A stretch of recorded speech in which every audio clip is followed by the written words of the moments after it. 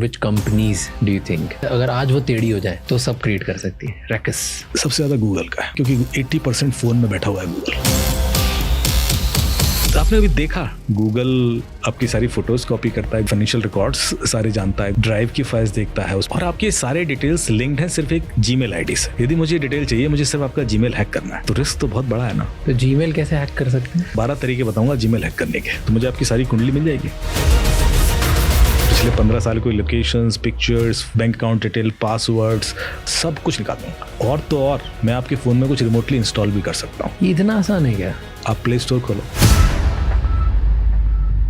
eSIM करना चाहिए, use की नहीं करना चाहिए, उससे सिम स्वैपिंग के चांसेस खत्म हो जाते हैं। कौन सी कंट्री में सबसे ज़्यादा होते हैं क्राइम्स? ऑस्ट्रेलिया में लास्ट ईयर करीब $3 बिलियन का फ्रॉड हुआ। यूएस के अंदर 13 बिलियन है। इंडिया के करीब 1 लाख करोड़ से ज्यादा का हर साल। चाइना में नहीं होते? चाइना में नहीं होता, क्योंकि चाइना का डेटा किसी के पास नहीं है ना, वहाँ कोई सोशल मीडिया चलेगा आपका, उनका सब कुछ अपना है। कौन सी कंट्री ऐसी है जो ओवरनाइट किसी दूसरी कंट्री का पूरा सर्वर डाउन कर सकती है, इंटरनेट शट डाउन कर सकती है? सबसे टॉप लेवल जो ऑफेंसिव हैकिंग है वो रशिया की है। चाइना इंडिया में बहुत सारे अटैक करता है। चाइना सबसे ज्यादा टारगेटेड एंटिटीज होती हैं, जैसे आपके एनर्जी सेक्टर, डैम है, आपके banking and financial sector, health sector है, तो सबसे ज्यादा अटैक इन पर होते हैं।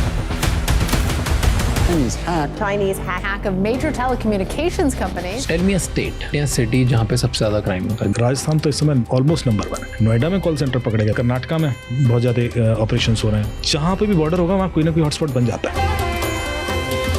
किसी के हाथ मेरी आधार कार्ड डिटेल्स हो, आधार कार्ड का नंबर हो, तो वो क्या कर सकता है उससे?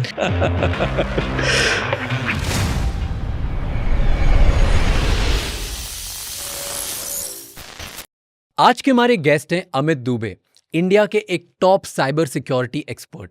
उन्होंने बताया कैसे एक सिंपल फोन कॉल से कोई आपका अकाउंट हैक कर सकता है और फेसबुक आपके फोन से क्या क्या ट्रैक करता है, कैसे एक OTP के थ्रू आपका पूरा फाइनेंशियल सिस्टम हैक हो सकता है। आज हम उनसे जानेंगे कैसे एक फ़ोन कॉल से आपका जीमेल हैक हो सकता है, क्या आपका आधार कार्ड मिसयूज़ हो सकता है और किस तरह क्वांटम कंप्यूटिंग फ्यूचर के साइबर अटैक्स का फेस बदलने वाले हैं। इस कॉन्वर्सेशन के बाद एक चीज़ तो क्लियर हो गई, that digital safety is not a luxury, it's a necessity, क्योंकि एक केयरलेस क्लिक पूरी बिजनेस फाउंडेशन हिला सकता है। इसीलिए मुझे एसुस के expert book P series genuinely अलग लगते हैं। ये लैपटॉप प्रोफेशनल्स के लिए बने हैं जिनके लिए डेटा इज एवरीथिंग। इसमें है built in ransomware protection that keeps your work and idea safe, authentic Windows OS with support for BitLocker encryption plus 8 digit password protection, ताकि अगर लैपटॉप चोरी भी हो जाए तो डेटा कभी लीक ना हो, और self healing BIOS with 5 years security updates, ताकि बायोस पे अटैक हुआ तो भी ये खुद को रिपेयर कर लेता है। And the best part is free McAfee plus premium antivirus subscription worth ₹3,900 for 1 year। This is a laptop जो सिर्फ परफॉर्मेंस नहीं, पीस ऑफ माइंड भी देता है। ये एपिसोड एंड तक जरूर देखना, क्योंकि आज के टाइम पे स्मार्ट होने का मतलब है सिक्योर रहना। और अगर आपको अपना काम, डेटा और ग्रोथ सेफ रखनी है, check out the ASUS Expert Book P Series. It's built for those who mean business. ये Flipkart पे अवेलेबल है। The link is in the description.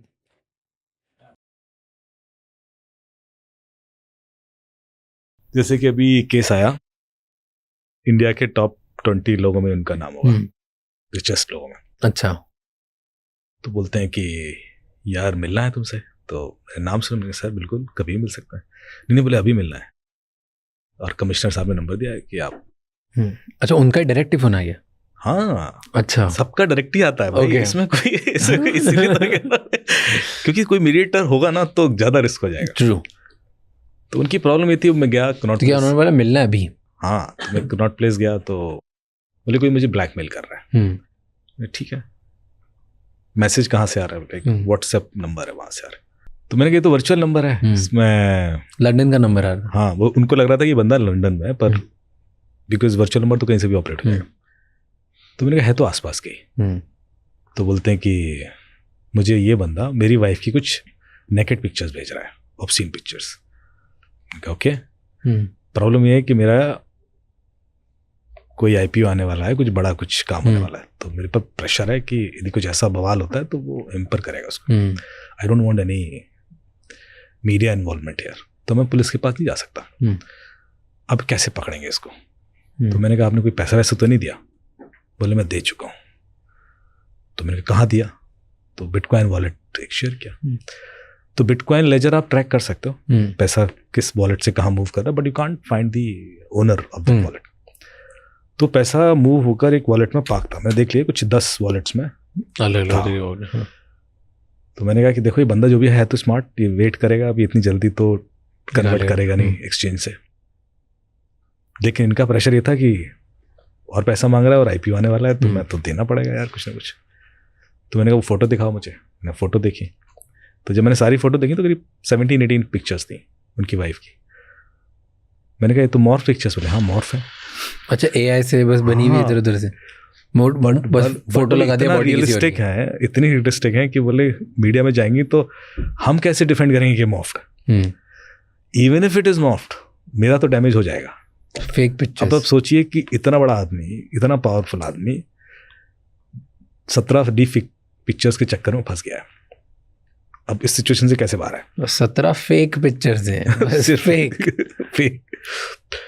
तो मैंने फिर देखा बार बार, तो मैंने कहा कि आप जब AI से पिक्चर जनरेट करते हो तो आप एक ओरिजिनल पिक्चर देना होता है, देन यू कैन जनरेट। तो मैंने कहा इसके जो फेसेस है ना वो अलग अलग पिक्चर से जनरेटेड है, क्योंकि हर बार लुक अलग है, जो उनका ज्वेलरी कुछ पैटर्न अलग था। तो मैंने कहा कि ये ओरिजिनल पिक्चर्स कहाँ हैं? बोले वो उसके इंस्टा या फेसबुक में होंगी। तो मैंने कहा ढूंढते हैं। तो हमने वो पिक्चर्स निकाली जो ओरिजिनल पिक्चर्स थी। जब आप ओरिजिनल पिक्चर्स अपलोड करते हो ना, तो आप हर पिक्चर का एक यूनिक ID बन जाता है। वो मैंने नोट डाउन करने शुरू किए। So we mapped all those pictures with the original pictures, जहाँ से रेफरेंस पिक्चर्स ली गई। मैंने कहा 2 दिन में बता दूंगा सर कौन है बंदा। 2 दिन बाद हमने आइडेंटिफाई किया, वो बंदा अरेस्ट भी करवाया। तो कैसे? फिर उन्होंने पूछा कि कैसे पकड़ा। मैंने कहा सर सिंपल सा लॉजिक है, आप जब भी इंटरनेट पर कुछ एक्सेस करते हो तो आप उस चीज़ को डाउनलोड करते हो। बिना डाउनलोड किए आप कुछ एक्सेस कर ही नहीं सकते। Actually the technical action is downloading it. तभी तो आप देखोगे वो टैम्प फोल्डर में डाउनलोड होता है, इसलिए you don't consider it a downloading thing. तो जिसने पिक्चर्स देखी वो सर्वर से तो डाउनलोड हुई हैं। Server keeps a log of every such activity. तो जब मैंने फेसबुक से पूछा कि भाई पिछले 3 महीनों में कौन कौन है जिसने ये 17 पिक्चर्स डाउनलोड किया, so they could give me a detailed profile list कि इतने लोगों ने किया है। काफ़ी बड़ी लिस्ट थी। अब मेरा काम था उसमें से 0 डाउन करना कि कौन ऐसा है जो ये हो सकता है, with location wise, with proximity wise, with fan हो सकता है कुछ। पर मुझे एक चीज़ ने हेल्प कर दी कि एक ही व्यक्ति था उसमें से जिसने 17 की 17 डाउनलोड की थी। बाकी किसी ने सारी डाउनलोड, बाकी किसी ने 4 देखे, 4 देख के छोड़ देते हो आप, 5 देख लो, बिकॉज रैंडम थी इधर। एक ही बार अपलोड होगा तो शायद 4 देखते हो। So there are sometimes these kind of chances works, and वो बंदा बड़े आसानी से ट्रैप हो गया। वरना मुझे टाइम लगता, क्योंकि 550 के करीब प्रोफाइल उन्होंने भेजे थे। पर मैंने कहा एक ही है, इसने 17 देखी है। तो ये वो इतना इजी होता है टू ढूंढना यूनिक ID एंड ये सब? इजी नहीं होता, लेकिन अब इजी बनाना पड़ता है विद AI एंड ऑल। देखिए हमें पर ऐसे भी केसेस आते हैं कि एक लेडी है, एक बहुत बड़े मीडिया हाउस को रन करती हैं वो। बट पहले भी बता उनके साथ हुआ क्या? 17 फोटो क्या? तो बेसिकली उनकी एक्स कलीग था, उनकी वाइफ का एक्स कलीग था, और वो अपॉर्चुनिटी उसको लगी कि यार इस समय तो प्रेशर में आ ही जाएंगे। एंड कुछ बट अगर इतने बड़े आदमी की फैमिली से रिलेटेड है तो वो सामने वाला भी तो बड़ा ही होगा। नहीं, बड़ा नहीं, जरूरी नहीं है। अच्छा, ऐसे ऑफिस में था कि? अरे बहुत सारे इनसाइडर होते हैं, बहुत सारी चीजें सोशल मीडिया से निकल आती हैं जो आप अननोइंगली, अनकॉन्शियसली शेयर कर देते हो। आप नहीं शेयर कर रहे, सामने वाला शेयर कर रहा है। कोई ना कोई कर रहा है। हाँ, जैसे आप गोवा घूमने गए, वहाँ पिक्चर ले ली, आप सोशल मीडिया पे एक्टिव नहीं हो, आपने पिक्चर पोस्ट नहीं की, पर उनमें से किसी ने कर दी जो आपके साथ थे, तो भी आपकी लोकेशन गई है। अब ये चीज आपको नहीं पता है कि आपकी लोकेशन बाहर लीक्ड है। उसकी को यूज करके कोई आपको कॉल करे कि सर मैं आपको गोवा में देखा है ना, आई वाज इम्प्रेस्ड, तो आप इमीडिएटली ट्रस्ट करोगे, क्योंकि आपको लगेगा यार मैं तो कहीं डाला नहीं है। ये ह्यूमन ब्रेन की कमजोरी है कि जो चीज आपने नहीं शेयर की है वो किसी और से शेयर हो तो आप उस पर ट्रस्ट कर लेते हो। और यही रूट कॉज है सारे साइबर क्राइम का। जितने साइबर क्राइम होते हैं, आप गौर से देखना, ये क्रिमिनल का पहला अटेम्प्ट नहीं होता जब आपको कॉल करता है, वो UPSC का 3rd अटेम्प्ट होता है। पहले अटेम्प्ट में वो रेकी करता है, रिकॉग्निसेंस करता है, बिकॉज आपका इतना डेटा बाहर है। उसके बाद वो आपकी वल्नरेबिलिटी आइडेंटिफाई करता है कि इसको कैसे फंसाया जा सकता है। उसके बाद वो अटैक वेक्टर तैयार करके एक्सप्लॉइट करता है, फाइनल जो इंटरव्यू राउंड होता है जिसमें वो आपको कॉल करता है। बट बिफोर दैट आपके पास 2-3 ऑप्शन थे जब आप बच सकते, पर चूंकि वो इतना इजीली लीक्ड हो रहे हैं और आप अनकॉन्शियसली कर रहे हो, तो उनके लिए आसान है। somebody, मैं एक बार बात कर रहा था किसी साइबर एक्सपर्ट से, एंड मैं बोला कि यार जो डेटा बाहर है, नॉर्मल लोग अगर इतने एक्सपोज्ड हैं, तो हम लोग जो इतने ज़्यादा पब्लिक में है, हमारा इतना डेटा बाहर है, तो हमारी तो बैंड ही बजी हुई है, कोई कुछ भी कर सकता है। आपने कभी देखा क्या डेटा जाता है?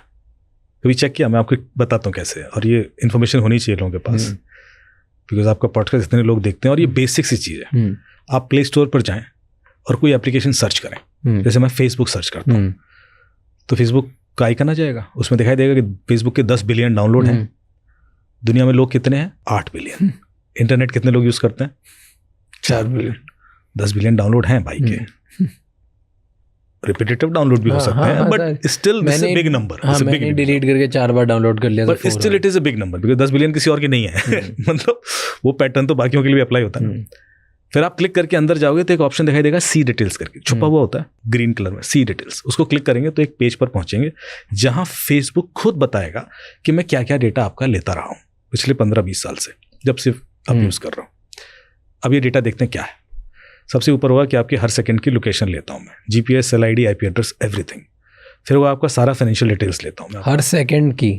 Payment record, purchase history, credit score ऊपर लिखा होगा, मैं सब ले लेता हूँ। फिर आपके सारे हेल्थ रिकॉर्ड्स लेता हूँ, कितना आप सोफे पे बैठते हो, कितना सीढ़ियाँ चढ़ते हो, कितना दौड़ते हो, और based on your age they can map it to your fitness also. तो 2 साल के बाद आपके घर की घंटी बजे और कोई भाई साहब आके बोले दवाई खा लो, हार्ट अटैक आने वाला है, तो खा लेना, क्योंकि फेसबुक को तो पता है। उसके और नीचे जाओगे तो आपके सारे फोटोज, आपके सारे वीडियोज, आपके सारे कॉन्टैक्ट लिस्ट। फिर एक बड़ी इंटरेस्टिंग चीज़ आएगी, नेम, ईमेल एड्रेस, एड्रेस, आपके घर का पता। जब आपने फेसबुक पे अकाउंट खोला तो अपने घर का पता बताया था क्या? कोई नहीं बताता। और ये जो ऊपर इन्फॉर्मेशन मैं बता रहा हूँ, ये कभी आपने किसी एडिट बॉक्स के थ्रू फिल की ही नहीं होगी। ये बस लोकेशन के थ्रू मैप कर रहा है। ये कैसे निकल रही है, ये ट्रिक है। लोकेशन तो पैरामीटर है, लेकिन आप देख रहे हो फाइनेंशियल रिकॉर्ड्स, मतलब आपके सारे एसएमएस पढ़ रहा है, जो विड्रॉल है, ट्रांजेक्शन, ऐप से ऐप मूव कर रहा है, ईमेल सारे पढ़ रहा है, तो उसमें भी अलर्ट्स आते हैं। एंड सिलेक्टिवली उस चीज़ को यूज़ भी कर रहा है, बिकॉज ईमेल तो आपकी 1000 ईमेल हो सकती हैं, बट उसको पता है कि कौन सी ईमेल्स किस पर्पज से मुझे प्रोफाइलिंग के लिए यूज़ कर लेनी है। फिर उसके आगे जाओगे तो लिखेगा कि पॉलिटिकल और रिलीजियस बिलीफ भी मुझे आपका पता है, मतलब आपने लास्ट टाइम वोट किसको दिया, आई नो इट। आप रिलीजन के प्रति कितना सॉफ्ट हार्ट लिबरल हैं, आप गूगल करके दिखाना ऊपर ग्राफिक्स में जो मैं बोल रहा हूँ। रिलीजियस बिलीफ पता, आप कितने कट्टर हैं, कितने सॉफ्ट हैं अपने रिलीजन के प्रति, and your sexual orientation also. And sexual orientation का मतलब ये नहीं कि आप मेल है या फीमेल है, your intends towards LGBTQ+ community. तो ये कैसे पता? दैट एक्सटेंट लिखा है, आप पढ़ो। फिर उसके और आगे जाओ, अभी मैं पूरा खत्म नहीं किया। आप स्क्रॉल करते जाओ, आपको मजा आता जाएगा कि यार ये डेटा क्यों लिया जा रहा है। फिर उसके आगे आप जाओगे तो you will have so financial, health, contacts, photos, ये सारे एड्रेस। जब मैं आपको बोल रहा हूँ ना, आप एक बिल्डिंग में रह रहे हो, लोकेशन एक ही है पर सबका एड्रेस अलग होता है। सो दिस इज नॉट कि वो आपकी लोकेशन ले रहे हैं इसलिए एड्रेस पता है, क्योंकि आप 14th फ्लोर पे रह रहे हैं, इस ब्लॉक में रह रहे हैं, ये तक उनको पता है। मेंशन क्या हुआ है कि हम लेते हैं। ये सारा डेटा जब तक आप नहीं देखेंगे, खुद नहीं देखेंगे, आप टीवी में सुनते होंगे, आप नीचे, हाँ, और नीचे होगा कि मैं आपकी आवाज़ें सुनता हूँ, उसमें लिखा है we all voices, we hear all voices. तो फोन लोग कहते हैं साहब साफ सुनता है। अरे वो कह रहे हैं कि सुनता है यार, अब उसमें क्या और मैं क्या एक्सेप्ट निकेट बता के ही ले रहे हैं भाई। तो इसमें कोई, फिर वो उसमें होगा सारी साउंड रिकॉर्डिंग। यदि आप कॉल रिकॉर्ड करते हो तो वो भी मैं एक्सेस कर लेता हूँ। फिर आप वॉइस नोट्स भेजते हो व्हाट्सएप पे तो वो भी मैं कॉपी करता हूँ। तो फिर बचा क्या? और ये अभी सिर्फ मिनिमम डेटा है। यदि आप इसके और आगे जाएंगे, क्योंकि I am not against Facebook और एनी एप्लीकेशन, तो मैं गूगल की भी बुराई करूंगा। प्रॉब्लम ये है कि ये सब आपकी परमिशन के साथ लिया गया है। गूगल का डेटा देखिए, आप ऑल परमिशन एक्सेप्ट कर। हाँ, ऐसा नहीं है कुछ इलीगल, कुछ नहीं हो रहा उसमें। गूगल क्या लेता है? तो गूगल को भी आपकी हर सेकंड की लोकेशन पता है। गूगल आपकी सारी फोटोज कॉपी करता है। गूगल आपके फाइनेंशियल रिकॉर्ड्स सारे जानता है, गूगल आपके ड्राइव की फाइल्स देखता है, उसमें बैकअप्स क्या हैं, आपके sort of events, calendar events देखते जाएंगे आप। गूगल डैशबोर्ड खोल के देख लीजिए, आपके सारी डिटेल्स मिल जाएंगे। और आपके सारे डिटेल्स लिंक्ड हैं सिर्फ एक जीमेल आईडी से। आप रिस्क देखिए कितना बड़ा है। यदि मुझे डिटेल चाहिए, मुझे सिर्फ आपका जीमेल हैक करना है, और मैं बैठे बैठे 12 तरीके बताऊंगा जीमेल हैक करने के, जो तरीके मुझे बच्चों ने सिखाए। बच्चों ने, मतलब एक तरीका ऐसे नहीं जिसके लिए आपको टेक्निकली बहुत एक्सपर्ट होना पड़े। तो रिस्क तो बहुत बड़ा है ना। तो अगर जीमेल हैक हो गया फिर तो मुझे आपकी सारी कुंडली मिल जाएगी, पिछले 15 साल की locations, pictures, bank account detail, passwords, backup, सब कुछ। चैट बैकअप्स हैं तो वो भी निकाल लूंगा, सब कुछ निकाल लूंगा। और तो और मैं आपके फ़ोन में कुछ रिमोटली इंस्टॉल भी कर सकता हूँ। ये इतना आसान है क्या? आप प्ले स्टोर खोलो, तभी तो मैं दिखा के बता। जैसे अगर ऐप स्टोर पे हूँ मान लो, तो डिफिकल्ट है कि नहीं? एप्पल ऐप स्टोर पर थोड़ा सा सिक्योर है, पर मैं ऐप स्टोर के लिए अटैक वेक्टर चेंज कर दूंगा। जैसे कि मैं OTP जब चुराता हूँ तो वो चाहे आईफोन पे आए चाहे एंड्रॉइड पे, डजन OTP तो OTP है, वो तरीके तो सेम अप्लाई हो ही जाएंगे। लेकिन एंड्रॉइड कुछ और वल्नरेबिलिटीज देता है। एंड्रॉइड में कुछ चीज़ें और भी आसान होती हैं because of open source platform.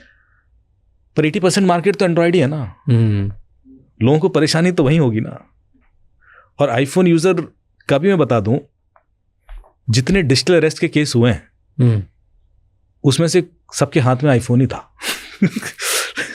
कोई गरीब तो लुटा नहीं है। कभी ऐसा तो नहीं हुआ कि यार मुझे 1 महीने तक डिजिटल अरेस्ट करके रखा, 10,000 रुपये निकल गए मेरे। ऐसा सुना कभी आप? तो फिर आईफोन ने क्या किया? यहाँ चेंज हो गया। प्रॉब्लम ये है कि criminal will never hack your devices to reach to you. Criminal will always hack you to reach to your devices. जो मैं OTP चुराने के तरीके भी बताऊंगा वो आपको हैक करूंगा, आपकी डिवाइस नहीं हैक करूंगा मैं। तो आप करते रहो सिक्योरिटी। यदि कोई 4 सेटिंग चेंज करके मैं आपको सिक्योर कर लेता, या एक ऐप इंस्टॉल करा के सिक्योर कर लेता, तो फिर ट्विटर क्यों हैक होता, फिर सॉफ्टबैंक क्यों हैक होता, फिर डोमिनोज क्यों हैक होता, फिर कॉग्निजेंट क्यों हैक होता, फिर सोनी टीवी क्यों हैक होता? इनके पास बजट नहीं था, एंटीवायरस नहीं था। तो क्या है सोल्यूशन इसका? आपने देखा कि कभी एक कैंपेन चलती है, हजारों करोड़ों खर्चा हो गया कि don't share OTPs। Amitabh Bachchan से लेकर नवाजुद्दीन सिद्दीकी तक हर आदमी पोस्टर लगा के डोंट शेयर OTPs। आपको क्या लगता है लोग OTP बांटते फिर रहे हैं? मतलब आज तक मेरे पास कोई ऐसा केस नहीं आया जिसमें OTP, राज भाई अपना OTP देना, हाँ लिखो ना, अरे बैंक वाला, हाँ वो भी लिखो। ऐसे हो सकता है? मतलब हम पब्लिक को इतना बेवकूफ समझ रहे हैं कि वो OTP बांटते फिर रही है, और फिर हम एक कैंपेन चला रहे हैं। OTP कभी ऐसे नहीं जाता। OTP लेने की एक ट्रिक होती है। जब तक वो ट्रिक नहीं बताओगे, मैं कितना भी अकलमंद हूं, मैंने कितनी बार भी ये सुन लिया है कि OTP मत देना, मैं गलती कर दूंगा। And I will give you scenarios, बिल्कुल कहानी सुना के बताऊंगा कैसे गलती करोगे। तो फिर कैंपेन वेस्ट है ना। क्यों वेस्ट कर रहे हो भाई? ये पोस्टर लगा के डोंट शेयर OTP। दूसरी चीज, कभी आपने कोई केस देखा कि क्रिमिनल ने आपका पासवर्ड मांग लिया? कभी किसी FIR में, किसी कंप्लेंट में पासवर्ड वो मांग ही नहीं सकता, क्योंकि पासवर्ड मांगेगा तो उसको 10 मिनट लगेगा समझने में कि राज @123 है, कि राज समानी @123 है, और फिर R कैपिटल है कि S कैपिटल है, सो मेनी परम्यूटेशन कॉम्बिनेशंस, @ है कि 8 है। वो ये रिस्क लेते ही नहीं। और बिना पासवर्ड और OTP दोनों यूज के पैसा नहीं निकल सकता। OTP चलो ले लिया उसने, पासवर्ड कैसे लिया? पासवर्ड उसके पास ऑलरेडी होता है। तो चाहे आप कॉम्प्लेक्स कर लो पासवर्ड, चाहे सिंपल कर लो। तो जो दूसरी एक कैंपेन चलती है ना कि हाँ साहब 10 टिप बता देना, तो एक साइबर एक्सपर्ट आएगा, पासवर्ड कॉम्प्लेक्स होना चाहिए। अच्छा कैसे? उसमें एक @ हो, स्पेशल कैरेक्टर हो, इतने लेंथ का, सारी कहानी सुनाएगा। कर लो एक्सपर्ट, कर लो कॉम्प्लेक्स। आज तो मैं क्या लगता है कि क्रिमिनल आपका पासवर्ड गेस कर रहा है बैठ के, इसका पासवर्ड ना ऐसा हुआ। ये मतलब वेस्ट ऑफ एनर्जी है। क्रिमिनल के पास एज इट इज पासवर्ड होता है भाई, चाहे कॉम्प्लेक्स हो चाहे सिंपल हो।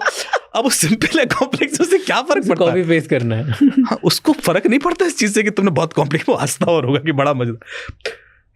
मैं आपको भी कुछ हैक करके दिखाऊंगा बाद में, तो हम देखेंगे कि मतलब जब मुझे समझ में आता है कि यार कितना कॉम्प्लेक्स पासवर्ड है और इतनी आसानी से तो निकल रहा है।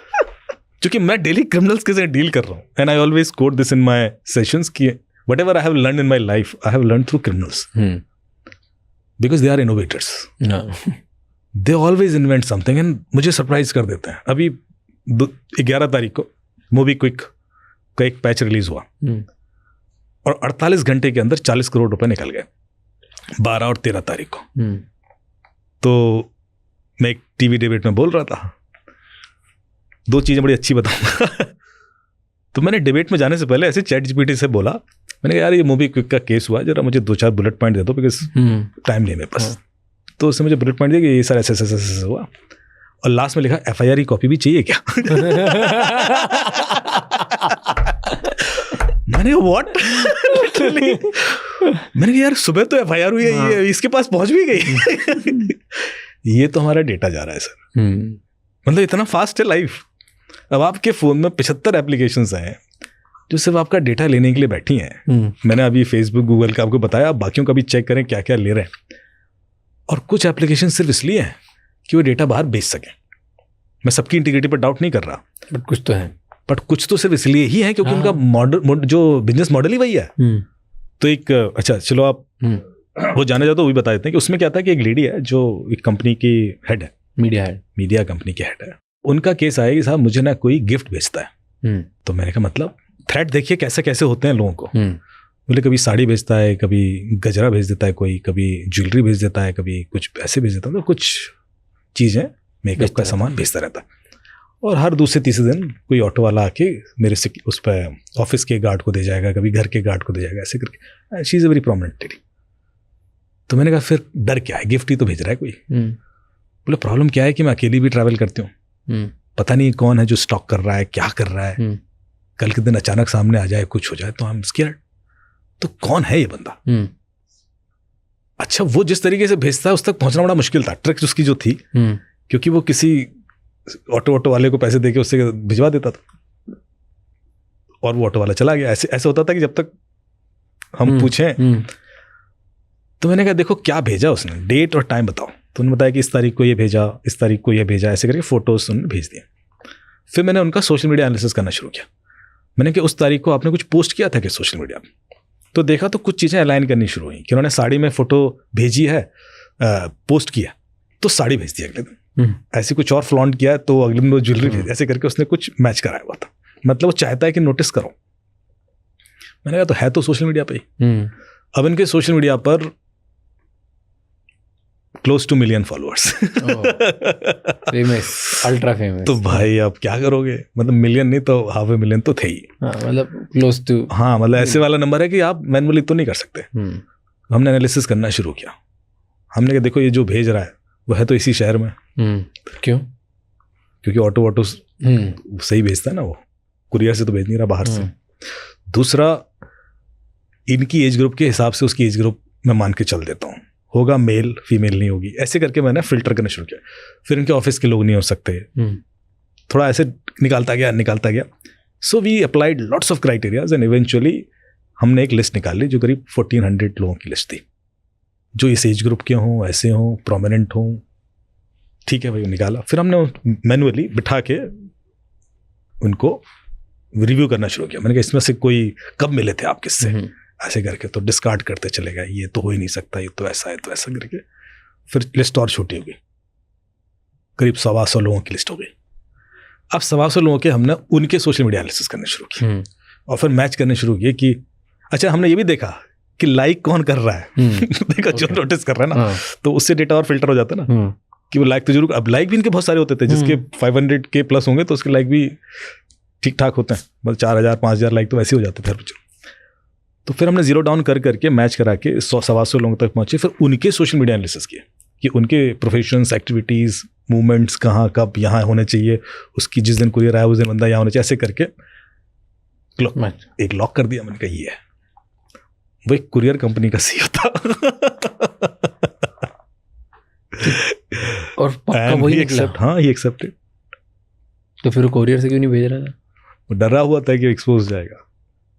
तो आप देखिए कि लोग किस हद तक परेशान हो सकते हैं और साइबर स्पेस कैसे हेल्प कर सकता है आपको। तो हम बात कर रहे थे, आपने बोला जीमेल बताऊंगा मैं कि जीमेल और OTP ये दो बात हो रही है। 2 बातें। तो जीमेल कैसे हैक कर सकते हैं? टॉप जीमेल हैक करने के लिए OTP चाहिए आपका, ठीक है। एक OTP पे डिपेंडेंट है और तो कुछ है नहीं। OTP चुराने के मैं तरीके बताऊंगा आपको, कैसे मैं OTP निकाल सकता हूं आपका। और यदि आपका जीमेल आ गया, मैंने लॉगिन कर लिया, कई बार देखिए ये भी होता है कि आपके फ़ोन को तो आप बहुत सिक्योर करके चलते हो कि पिन बेस्ड सिक्योरिटी है, बायोमेट्रिक भी है, फेशियल रिकग्निशन है, लेकिन उसके अंदर जो जीमेल है, I am referring Android phone, वो जीमेल आपके लैपटॉप में भी लॉग इन होगा, आपके घर के सिस्टम में, टैबलेट में, पुराने एक फ़ोन में भी है जो ड्रॉर में पड़ा है, आप उसको यूज़ नहीं कर रहे हो एंड भूल गए हो। वो जो दूसरा जीमेल लॉग इन मुझे 10 सेकंड के लिए मिल जाए तो मैं आपकी ज़िंदगी में कलह क्रिएट कर दूंगा, क्योंकि सबसे पहले तो मैं आपका पूरा डैशबोर्ड एक्सेस कर लूँगा। 10 सेकंड के लिए अगर आपको, बस 10 सेकंड में खेल कर दूंगा, पूरी ज़िंदगी कंट्रोल कर सकता हूँ। कैसे? किस से क्या 10 सेकंड मिल जाए? वो जो जीमेल लॉग्ड इन है दूसरी डिवाइस में, वो डिवाइस मुझे 10 सेकंड के लिए मिल जाए। फ़ोन आपका यही है, अगर इस लैपटॉप में 10 हाँ, मेरा मुझे जीमेल 10 सेकंड बस मिल ये गया, मिल जाए। बस अब देखिए कैसे जैसे ही मुझे मिला मैं डैशबोर्ड एक्सेस करूंगा, गूगल डैशबोर्ड, जिसमें मुझे आपकी पुरानी लोकेशन, और मैं डैशबोर्ड पूरा डाउनलोड भी कर सकता हूँ, आई कैन डाउनलोड और लिंक शेयर कर सकता हूँ किसी के साथ। तो आपका जितना भी डेटा है सारा जीमेल से लिंक्ड है, एंड डैशबोर्ड पे you can see it, which has your all locations of last many years, it has your pictures. हाँ, मेरे घर की तो एलेक्सा और लाइट्स भी उससे कनेक्टेड, सब कुछ कनेक्टेड। एलेक्सा का खेल अलग बताऊंगा। इसके साथ यदि मैं प्ले स्टोर खोलूंगा ना, तो प्ले स्टोर आपसे ऑप्शन पूछता है कि एप्लीकेशन आप फोन में इंस्टॉल करना चाहते हो, टीवी में इंस्टॉल करना चाहते हो, स्मार्ट वॉच में, ऐसे ऑप्शन देता है। इसका मतलब है कि मैं लैपटॉप से अपने फोन में एप्लीकेशन इंस्टॉल कर सकता हूँ। The only thing I need कि जो उसके अंदर जीमेल है वो यहाँ जीमेल लॉग्ड इन होना चाहिए। So suppose I get your laptop for 10 seconds, I can even remotely install something in your phone. Feature है, मैं अभी कोई हैकिंग बता ही नहीं रहा, मैं तो बता रहा हूँ जो फीचर्स हैं, जो कैसे जो जीमेल में है। हाँ, इसके अलावा मैं आपके फ्यूचर OTPs भी देख सकता हूँ। अब गूगल के अंदर एक फीचर है जिसका नाम है गूगल बैकअप कोड्स।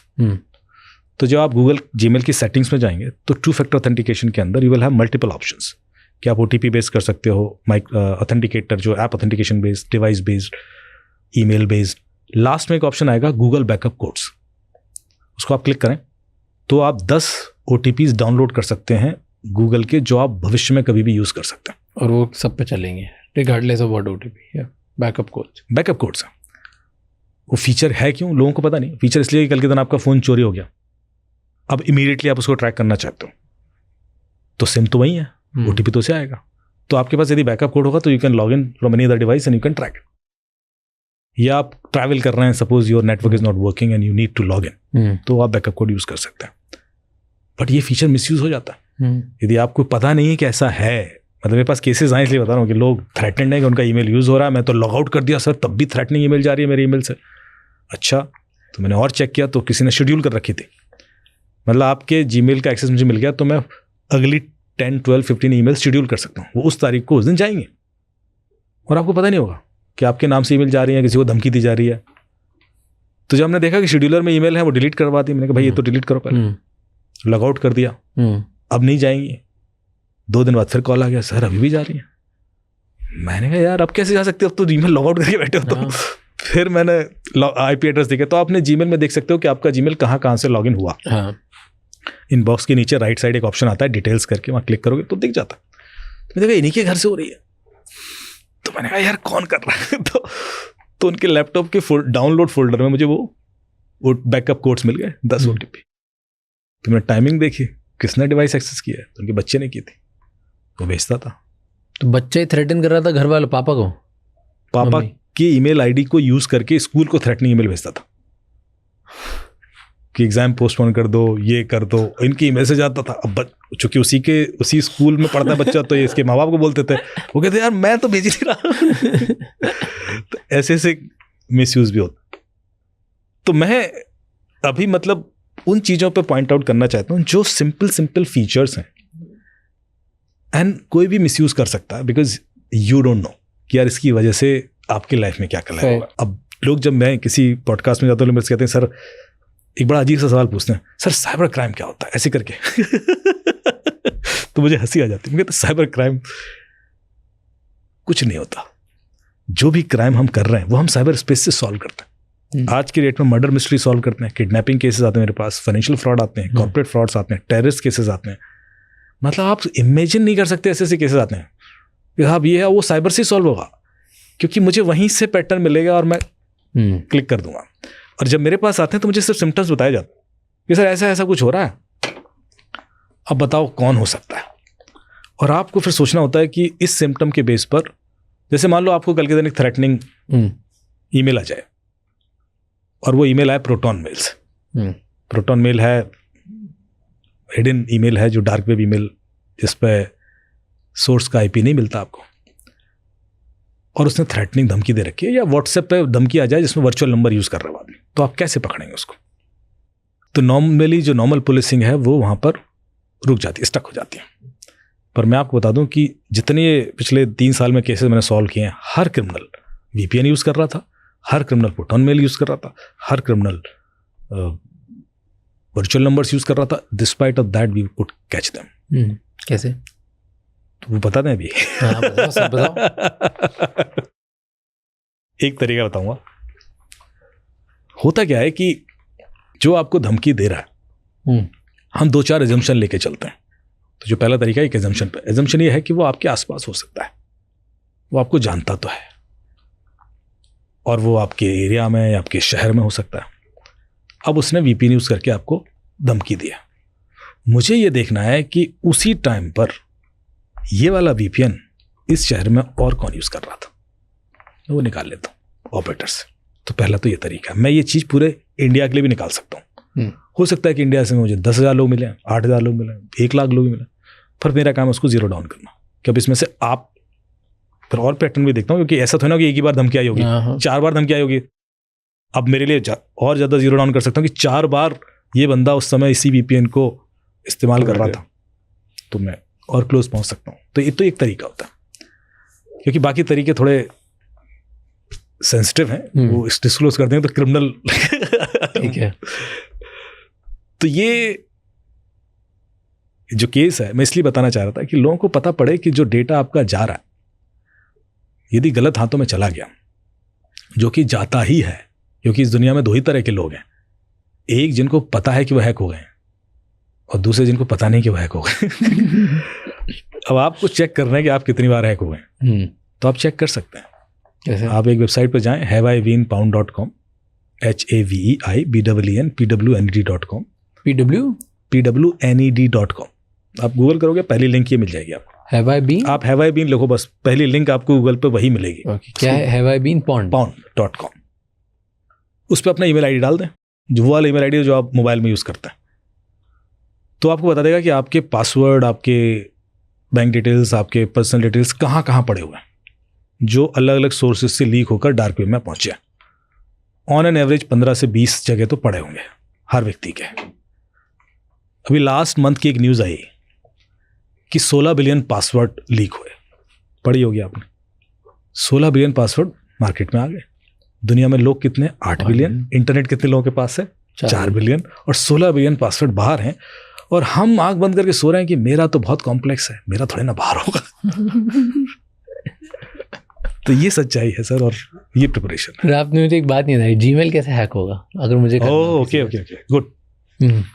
तो मुझे उड़ाना है आपका ओटीपी, तो ओटीपी उड़ा के मैं आपका व्हाट्सएप भी हैक कर सकता हूँ और जीमेल भी हैक कर सकता हूँ। We just need an OTP. तो पहला तरीका, आप मेरे मित्र हैं, आपको कोई कॉल आता है कि Raj sir, we would like to invite you for an event, और एक इन्फ्लुएंसर्स का इवेंट है मुंबई में, गवर्नमेंट ऑफ इंडिया उसको ऑर्गेनाइज कर रही है, ऐसा वैसा। तो आप बात, और अमित ने आप नंबर दिया, मतलब ऐसे कुछ बोलेगा कि अमित जी ने नंबर दिया, तो which makes me look कि ये तो आपको लगेगा क्रेडिबल है, लेजिट है, तो बात कर सकते हैं। 10-20 सेकंड बात करेगा, उसके बाद बोलेगा कि Raj ji, I think Amit is also calling you, आप एक काम कीजिए, कॉल मर्ज कर दीजिए, तो we'll close it right, call merge कर दीजिए, so because we have invited him as well. तो हम आप दोनों का एक फायर साइड चैट रख लेंगे, तो चूंकि अगले हफ्ते इवेंट है, we hardly have any time, तो अभी डिस्कस कर लेते हैं। उनको वो कॉल कर रहे हैं, शायद आप एक कॉल मर्ज कर दीजिए, थोड़ा सा अर्जेंसी दिखाएगा। अब आप ऑलरेडी कॉल पे हैं और आपको एक और कॉल आ रहा है, आप उसको देखेंगे, यार ये अमित का नंबर तो नहीं है, अरे उनका वीआईपी नंबर है, आप मर्ज कीजिए ना, अभी क्लोज करते हैं, थोड़ा और अर्जेंसी। अब आप थोड़ा सा दबाव में आए, आपने कॉल मर्ज कर दिया। जैसे ही आप कॉल मर्ज करेंगे, आपके अकाउंट से पैसे निकल जाएंगे, या आपका व्हाट्सएप हैक हो जाएगा, या आपका जीमेल हैक हो जाएगा। क्यों? कॉल में क्या है?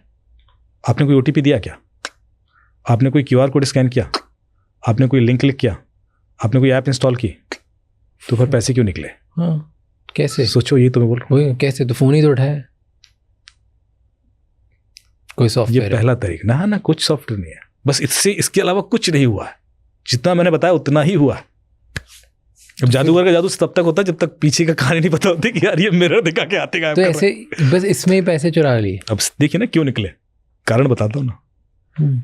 आजकल सारे OTPs कॉल पे भी आते हैं। इससे पहले SMS पे आते थे। हाँ, अभी आपके पास ऑप्शन है कि आप you can invite them on call. और फोन पे बताते हैं। गूगल का OTP कॉल पे आता है, बैंक का OTP कॉल पे आता है, व्हाट्सएप का OTP कॉल पे आता है। आप इस पूरे प्रकरण में मेरा कोई लेना देना था ही नहीं। मेरा नाम इसलिए यूज़ किया गया क्योंकि मैंने आप और हम पॉडकास्ट पर दिख गए, उसको लगा इसका नाम लेंगे तो ये भरोसा कर लेंगे, और मेरे से कोई मतलब नहीं। वो क्रिमिनल का कॉल था। जो दूसरा कॉल उस समय आया कि अमित का कॉल है, वो आपके OTP का कॉल था। आपने कॉल मर्ज किया, उसने सुन लिया, तो उन्होंने वो OTP का कॉल मास्क कर दिया था क्या? मर्ज किया ना। नहीं, नंबर तो दिख जाएगा कि OTP कॉल है। वो OTP कॉल जिस नंबर से आ रहा है वो नंबर तो मुझे पता चलेगा। वो तो नॉर्मल नंबर से ही आपको दिख रहा है ना, एक नंबर से कॉल आ रहा है। जैसे आप मर्ज करेंगे तो दोनों सुन सकते हैं उसने जो बोला है। ये तो कॉल पे मंगाया ना आपने OTP, इट्स नॉट SMS। अब वो रेडियस सुनने के लिए जैसे वो अप्लाई करेगा, अब आप ट्रिक करके देख लेना इस सेशन के बाद, यू ट्राइड, तो बाय द टाइम यू, अच्छा आपको समझ में आ जाएगा यार ये तो OTP का कॉल था, लेकिन आपके हाथ में अब कुछ है ही नहीं। वो तो 1 सेकंड की गलती और हिल हो गया। सो अब आप रियलाइज कर गए, लेकिन you can't do anything, you can't call anybody and अरे वो OTP मत अप्लाई करना, ऐसा तो कुछ हो नहीं सकता। हाँ, क्योंकि वो ऑटोमेटेड कॉल होता है। दबाव तो गया, चला अप्लाई, उसने व्हाट्सएप पे डाला, चला गया। अभी आपका व्हाट्सएप यूज करते हैं आप? 2 फैक्टर ऑथेंटिकेटेड है या नहीं है? हाँ है, पक्का। हाँ। तो मैं बताता हूं कि कई लोग 99% लोगों का नहीं होगा व्हाट्सएप 2 फैक्टर ऑथेंटिकेशन। तो पिछली दिवाली के पहले गुड़गांव के अंदर करीब 40-50 डॉक्टर्स का व्हाट्सएप हैक हुआ, और जो ट्रिक थी OTP उड़ाने की वो एक बता रहा हूं मैं क्या, क्योंकि 2 फैक्टर ऑथेंटिकेटेड नहीं होता तो बड़े आराम से व्हाट्सएप हैक हो जाता है। तो जिन लोगों का भी व्हाट्सएप 2 फैक्टर ऑथेंटिकेटेड नहीं है वो ये मान के चलें कि वो हैक्ड है, क्योंकि कभी भी OTP उड़ जाएगा और निकल जाएगा व्हाट्सएप। और जब व्हाट्सएप हैक होता है ना तो लोग घबरा जाते हैं। मुझे फ़ोन आते हैं बड़े बड़े लोगों के, सर व्हाट्सएप गया। मुझे एक एडिशनल चीफ सेक्रेटरी के आए स्टेट से रात के 11 बजे, सर मेरा व्हाट्सएप चला गया है और प्लीज़ मैं तो। अब होता क्या है, यदि आपका व्हाट्सएप हैक हो जाए तो 7 दिन लगते हैं रिकवरी में, क्योंकि सामने वाला उस पर 2 फैक्टर डाल देता है, और उसको रीसेट होने में व्हाट्सएप की पॉलिसी है कि दे टेक 7 days। तो मैंने कहा सर ये तो 7 दिन अरे नहीं यार उसमें तो CM साहब की स्पीचेस हैं। मैंने कहा सर CM साहब की स्पीचेस नहीं है, कुछ और है। लेकिन मैं कराता तो फिर हमने वो नोडल को फ़ोन किया, प्रोसेस किया, 1-2 घंटे में रिकवर कराया। लेकिन किसी के संग भी होता है तो प्रेशर उतना नहीं होता कि यार ये कैसे गया तो गया, बहुत सारी चीज़ चलेगी। तो इसलिए 2 फैक्टर कर लें, और वो करना बड़ा आसान है। सेटिंग्स में जाएं, उसमें एक ऑप्शन आएगा अकाउंट्स करके, अकाउंट्स को क्लिक करेंगे तो तीसरा या चौथा ऑप्शन है 2 step verification. Click on it, it will ask you 6 digit code. वो जो 6 डिजिट का कोड है वो आपका डेट ऑफ बर्थ नहीं होना चाहिए, वो कुछ और होना चाहिए। लोग नॉर्मली डिफॉल्ट 6 डिजिट का कोड डेट ऑफ बर्थ डाल देते हैं, क्योंकि वो तो मुझे पता है आपका। जब तक वो 6 डिजिट का कोड किसी को नहीं शेयर किया, आपके व्हाट्सएप में कोई घुस नहीं सकता। It's safe. भले OTP चला जाए, भाई फ़ोन चला जाए, भले कुछ हो जाए, तो इतना सा सेटिंग कर लें। अभी हैक हुआ कैसे? डॉक्टर्स को कॉल आया कि हम दिवाली का गिफ्ट भेजना चाह रहे हैं, और तो बोले हाँ भेज दीजिए, उनको आते रहते हैं। बोले नहीं इस बार हम कुछ ज्वेलरी भेज रहे हैं और उसमें टैक्सेशन का इशू है तो परमिशन चाहिए आपकी, इज़ इट ओके? हाँ भेज दीजिए। ऐसे तो ना परमिशन दी जाएगी, तो ऐसे तो कोई भी किसी की परमिशन रिकॉर्ड कर लेगा। तो सर्वर से एक मैसेज आएगा, उसमें कोड होगा, उसको डायल कर दीजिएगा तो सर्वर पर परमिशन रिकॉर्ड हो जाएगी। बोले ठीक है। सर्वर से एक कोड आया, उसमें कोड लिखा था *62* मोबाइल नंबर हैश, या *401* मोबाइल नंबर हैश, या *21* मोबाइल नंबर हैश। 3 कोड होते हैं, एयरटेल, वोडाफोन और रिलायंस के लिए बता रहा हूँ। उन्होंने वो डायल कर दिया। जैसे वो डायल करोगे तो आपकी कॉल कंडीशनली क्रिमिनल को फॉरवर्ड हो जाएगी। मतलब आपको जितनी कॉल आ रही हैं वो चली जाएंगी क्रिमिनल के पास, तो OTP भी जाएगा। अब वो या तो आपको बिजी कर देगा, या जब आप बिजी होगे, सो रहे हो, या OT में हो, या ऑफिस में हो, पॉडकास्ट रिकॉर्ड कर रहे हो, उस समय OTP मंगाएगा और वो सारे जाएंगे। तो कुछ भी व्हाट्सएप हैक करेगा, उसका बैंक भी हैक कर सकता है वो। तो एक बार OTP का कंट्रोल आ गया तो फॉरगेट पासवर्ड करके वो कुछ भी कर लेगा। तीसरा तरीका eSIM यूज करते हैं आप? नहीं। पकड़े गए। यहीं से हैक होगा मामला। क्यों, कैसे? मैं आपका eSIM क्रिएट करा सकता हूँ। आपसे छोटी सी गलती होगी और वो eSIM क्रिएट हो जाएगा। यदि मेरे पास आपका eSIM आ गया तो भी OTP तो मुझे आना ना। तो eSIM क्रिएट कैसे होता है? eSIM करना चाहिए यूज़ की नहीं करना चाहिए। उससे सिम स्वैपिंग के चांसेस खत्म हो जाते हैं।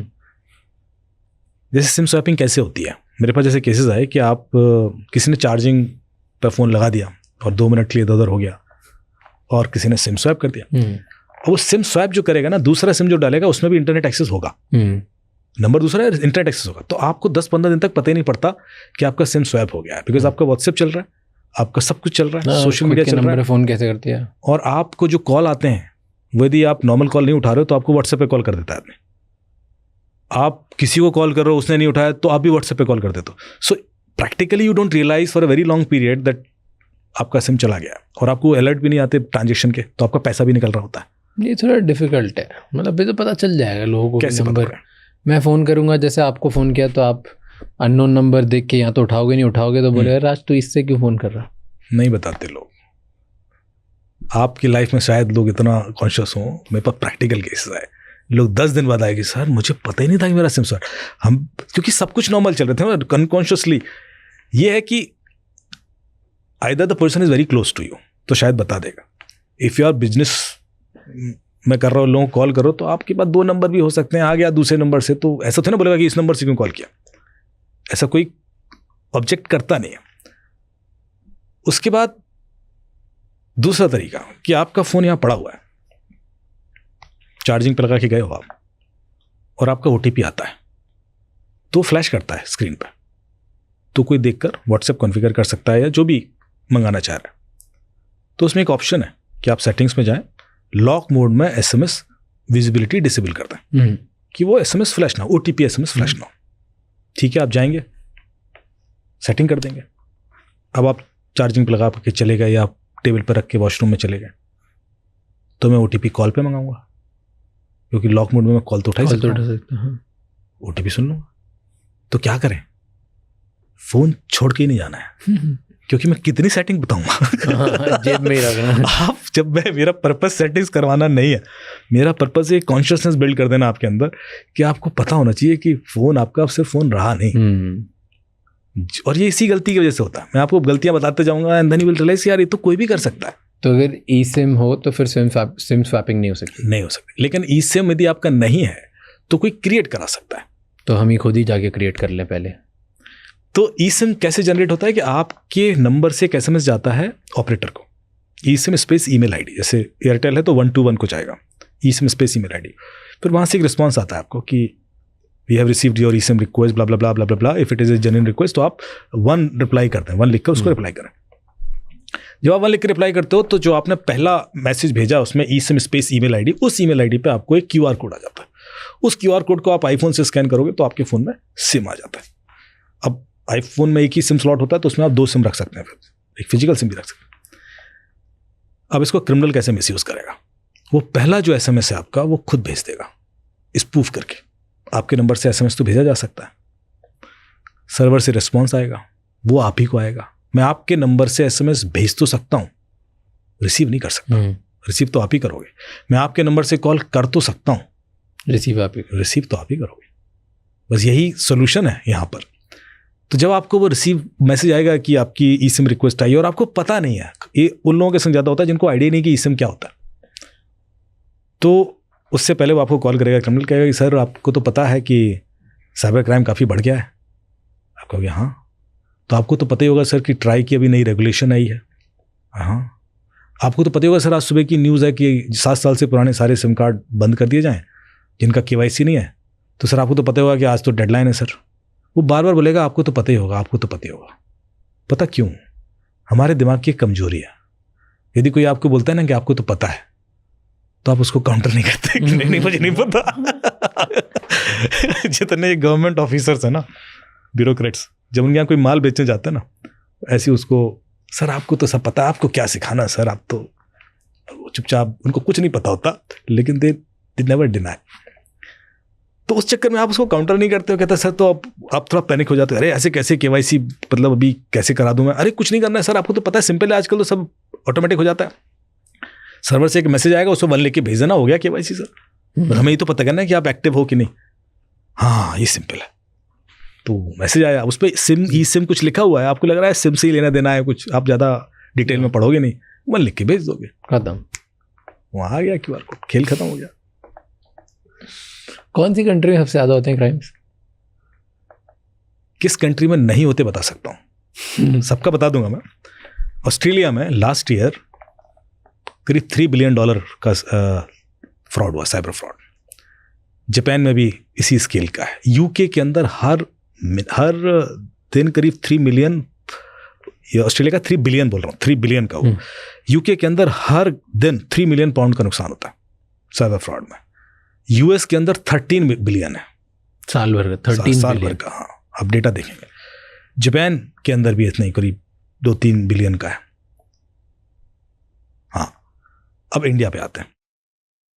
इंडिया का जो ऑफिशियल रिकॉर्ड है वो तो 22,000 करोड़, लेकिन मुझे पता है कि करीब 1 लाख करोड़ से ज़्यादा का हर साल ये टुच्चे पुच्चे जो क्राइम है उसका बता रहा हूँ मैं। साइबर अटैक की भी काउंट ही नहीं कर रहा मैं। जो ये जामताड़ा स्टाइल वाले और जो मेवात, 1 लाख करोड़, तो क्यों 22,000 करोड़ क्यों बोलते हैं हम? क्योंकि रिपोर्टेड इतने हैं। अच्छा, क्योंकि जो NCRB पोर्टल पे है, जो संसद में बोला जाएगा वो तो रिपोर्टेड डेटा ही बोला जाएगा। होता क्या, बहुत सारे लोग रिपोर्ट ही नहीं करते, बहुत सारे रीजन की वजह से। तो सबसे ज़्यादा US में होता है, सबसे पैसा भी वहीं होता है। पैसा ज़्यादा वहाँ है। चाइना में नहीं होते? चाइना में नहीं होता। चाइना का यही मैं बता रहा था, मैं बता दूं कि जहाँ नहीं होता। कहाँ नहीं होता? अब चाइना में क्यों नहीं होता? क्योंकि चाइना का डेटा किसी के पास नहीं है। चाइना ने 2002 से लॉक करके रखा हुआ है ना। वहाँ कोई सोशल मीडिया चलेगा आपका जो US वाला है, फेसबुक, ट्विटर, इंस्टाग्राम, व्हाट्सएप, कुछ नहीं। गूगल नहीं चलेगा, उनका सब कुछ अपना है। तो ये उनकी पॉलिसी थी, क्योंकि खेल सारा डेटा का है। आपके संग साइबर क्राइम इसलिए हो रहा है क्योंकि आपका डेटा बाहर है। यदि मेरे पास आपका नंबर ही नहीं है तो मैं आपको कॉल करूंगा कैसे? और मैं 1 लाख लोगों में से सिर्फ 50 को कॉल करूंगा कैसे कि भाई इन्हीं के अकाउंट में पैसा है? अभी आप देखिए, क्रिमिनल के पास फिल्टर डेटा पहुंचता है, और ये जो सिंडिकेट है जो साइबर क्राइम कर रहा है, ये कोई 10, 15, 20 बच्चों ने मिलकर नहीं बनाया है। इसके पीछे बहुत बड़े बड़े मास्टरमाइंड, और 6 लेयर पे काम होता है। पहला एक लेयर है जो आपको अकाउंट्स और सिम कार्ड अवेलेबल कराता है, जिसको हम बोलते हैं म्यूल अकाउंट्स, कि किसी और के नंबर पे सिम कार्ड होगा, किसी और के नाम पर अकाउंट्स क्रिएट करके देंगे, और सिम कार्ड और अकाउंट आपको पैकेज दिया जाता है कि लीजिए साइबर क्राइम कीजिए। और ऐसे हर हफ्ते दिए जाते हैं ताकि आप पूरा पिछला वाला बंद कीजिए, क्योंकि वो तो लॉक हो जाएगा, क्राइम होते होते वो फ्रीज हो जाएगा 1930 के थ्रू, या उसका सिम कार्ड बंद कर देंगे, वो सेम तो यूज़ करेंगे नहीं। तो उनको हर हफ्ते नए चाहिए, तो कोई है जो रेगुलर उनको फैसिलिटेट कर रहा है। तो ये एक अलग पैसे बनाने वाली मशीन है। उसका काम है सिर्फ ये करना, देना, बात खत्म। उसका काम है सिम कार्ड जुगाड़ना, और हजारों में। Okay, we were talking about countries. थोड़ा गेयर चेंज करते हैं, अब कंट्री के अटैक्स पे, साइबर अटैक्स पे बात करते हैं। कौन सी कंट्री ऐसी है जो ओवरनाइट किसी दूसरी कंट्री का पूरा सर्वर डाउन कर सकती है, इंटरनेट शट डाउन कर सकती है, घुस सकती है? देखिए ऐसी कोई कंट्री, मैं रैंकिंग बता देता हूँ। जो होता क्या है, हर कंट्री के कुछ APT ग्रुप्स होते हैं।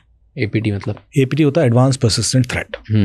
जब हमारे ऊपर अटैक आ रहे होते हैं तो हम उस अटैक को एनालिसिस करके पता करने की कोशिश करते हैं कि अटैक आया कहाँ से, उसको एट्रीब्यूट करते हैं। और वो जो एट्रीब्यूशन है, क्योंकि कोई भी कंट्री खुद तो ना अनाउंस करेगी कि अरे हो गया अटैक और सक्सेसफुल हो गया, कल फिर एक बम, ऐसा नहीं होता। Cyber war is a continuous process. वो ऑपरेशन सिंदूर की तरह एक डेट स्टार्टिंग और एक डेट एंडिंग नहीं होगी उसकी। ये हमेशा हो रहा है, आज भी हो रहा है। हर दिन मैंने बोला ना, इतने अटैक होते ही हैं। तो ये जो APT ग्रुप है वो अटैक करते हैं। ये हर कंट्री के होते हैं। सबसे ज़्यादा चाइना के हैं, फिर रशिया है, फिर US है, फिर ईरान है, टर्की है, पाकिस्तान है, इजराइल है, इंडिया के भी 1-2 हैं। जो आपको गूगल करोगे APT groups of any country, आपको लिस्ट मिल जाएगी। सो सबसे एडवांस, सबसे टॉप लेवल ग्रुप, सबसे टॉप लेवल जो ऑफेंसिव हैकिंग है वो रशिया की है। और रशिया ने यूक्रेन में 2 बार तहलका मचाया इस वजह से। क्या किया? 2015 की बात है, उनका क्रिसमस के टाइम पर उनकी पूरी बिजली चली गई, और जब 2 दिन तक बिजली नहीं आई तो उसका इम्पैक्ट इतना ज़्यादा हुआ कि कुछ लोगों की जान भी चली गई, क्योंकि वहाँ पर पूरा कंट्री इलेक्ट्रिसिटी पर ही सर्वाइव करता है। और वो टाइम ऐसा होता है जब एक तो इलेक्ट्रिसिटी ज़्यादा कंज्यूम हो रही होती है, ऊपर ठंड बहुत ठंड होती है, तो वो सारा उनका हीटिंग सिस्टम ही उस पर, तो दे वर नॉट प्रिपेयर्ड। फिर बाद में पता पड़ा ये रशिया का अटैक था। फिर 2017 में फिर हुआ, दूसरी बार भी हुआ। तो ये कह रहा हूँ कि जब इंडिया पे अटैक हुआ मुंबई पावर ग्रिड पर, आपको पता है मुंबई की बिजली चली गई थी पूरी, तो महाराष्ट्र साइबर ने इन्वेस्टिगेट किया और पता किया चाइना का अटैक था। एट्रीब्यूट किया, चाइनीज एपीटी ग्रुप का नंबर भी बताया कि इसने किया, एपीटी 41 या समथिंग था।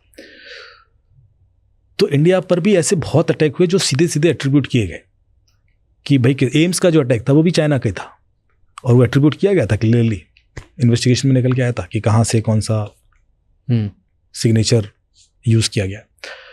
इसी तरह से यूएस के ऊपर जो अटैक होते हैं, वो जब भी अटैक होता है वो एट्रीब्यूट करते हैं और सीधे बताते हैं। अब वो चूंकि वो ऑर्गेनाइजेशन का नाम नहीं है कोई, तो उसको एक नंबर दे दिया जाता, APT2 ऐसे करके।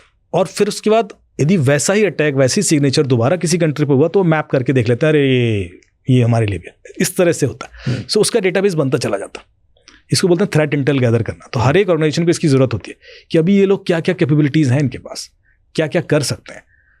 तो सबसे ज़्यादा टारगेटेड एंटिटीज़ होती हैं क्रिटिकल इंफ्रास्ट्रक्चर्स, जैसे आपके एनर्जी सेक्टर, आपके डैम है, आपके banking sector, banking and financial sector, ये भी क्रिटिकल इंफ्रास्ट्रक्चर में आता है।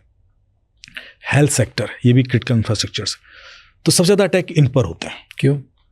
क्योंकि उनको पता है कि ROI यहाँ ज़्यादा है। अगर यदि आप कंट्री की डैम हैक कर ली तो क्या होगा?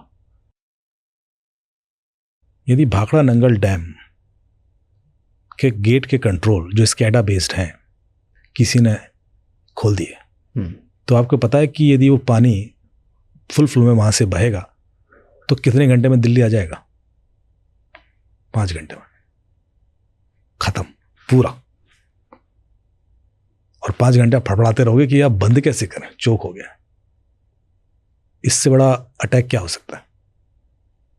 ये डर खतरा है।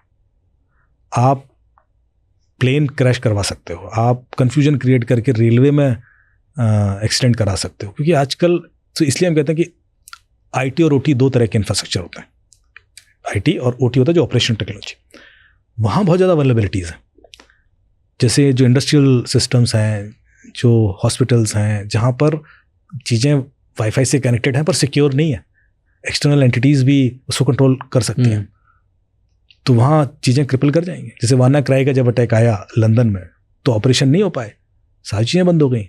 एम्स के दौरान भी हुआ 1 महीने। तो देख रहे ना उसका रिटर्न कितना बड़ा है। आप एक बम फेंकोगे और उसकी वजह से जो हानि होगी उससे ज़्यादा आप एक हॉस्पिटल या एक सीरीज सीक्वेंस ऑफ हॉस्पिटल को ख़त्म करके कर सकते हो। मुझे यदि किसी कंट्री को स्टैंड स्टिल करना है तो एक चीज़ मुझे बताओ जो मैं टारगेट करूं और उसको मैं यदि रोक दूं तो पूरी कंट्री ख़त्म। बिजली। एक और दूसरा क्या करोगे? एक बिजली हो गई, बिजली तो यूक्रेन में हमने देख लिया। सेकंड, फिर मैं अपने आप समझ जाओगे आपकी कहाँ डायरेक्शन में जा रहा हूँ। सेकंड है आपका टेलीकॉम, क्योंकि आजकल हर चीज़ उस पर डिपेंड है। तो इंटरनेट ही बंद कर दिया। यदि इंटरनेट क्रिपल हो गया तो गए आप। थर्ड क्या होगा? इस डायरेक्शन में चलते जाइए आप। तो ये सारे क्रिटिकल इंफ्रास्ट्रक्चर्स हैं, ये सारे क्रिटिकल हैं। सो बिजली, मैंने कहा पावर, पानी हमने बात, कम्युनिकेशन, बैंकिंग, फाइनेंशियल। यदि आपके बैंकिंग मैंने अटैक कर दिया ना तो आप खत्म। पानी में भी तो एक कर सकते हो, इंटरनेट कर सकते हो, bunch of stuff you can just. So this is, ये प्रायोरिटी यही होती है। और धीरे छोटा ट्रेन, प्लेन, सब धीरे धीरे। सबसे ज़्यादा आपने मतलब जैसे यूएस पे भी बहुत अटैक होते हैं, तो यूएस में कौन अटैक करता है? कौन सी कंट्री सबसे ज़्यादा अटैक करती है? जो दुश्मन है। कौन? चाइना से करता है, रशिया करता है, और भी करते हैं, ईरान ने भी किए हैं, सबने किया। ईरानी हैकर तो बड़ी खतरनाक। इंडिया पे भी सबसे ज़्यादा अटैक चाइना से, टर्की करता है, से आते हैं टर्किश अटैक। उसके बाद ये आपका नॉर्थ कोरिया, टर्की इंडिया पे करते हैं अटैक्स। नॉर्थ कोरिया यूएस, जो लेजारस ग्रुप है उनका, नॉर्थ कोरिया का, उसने लगातार अटैक किए।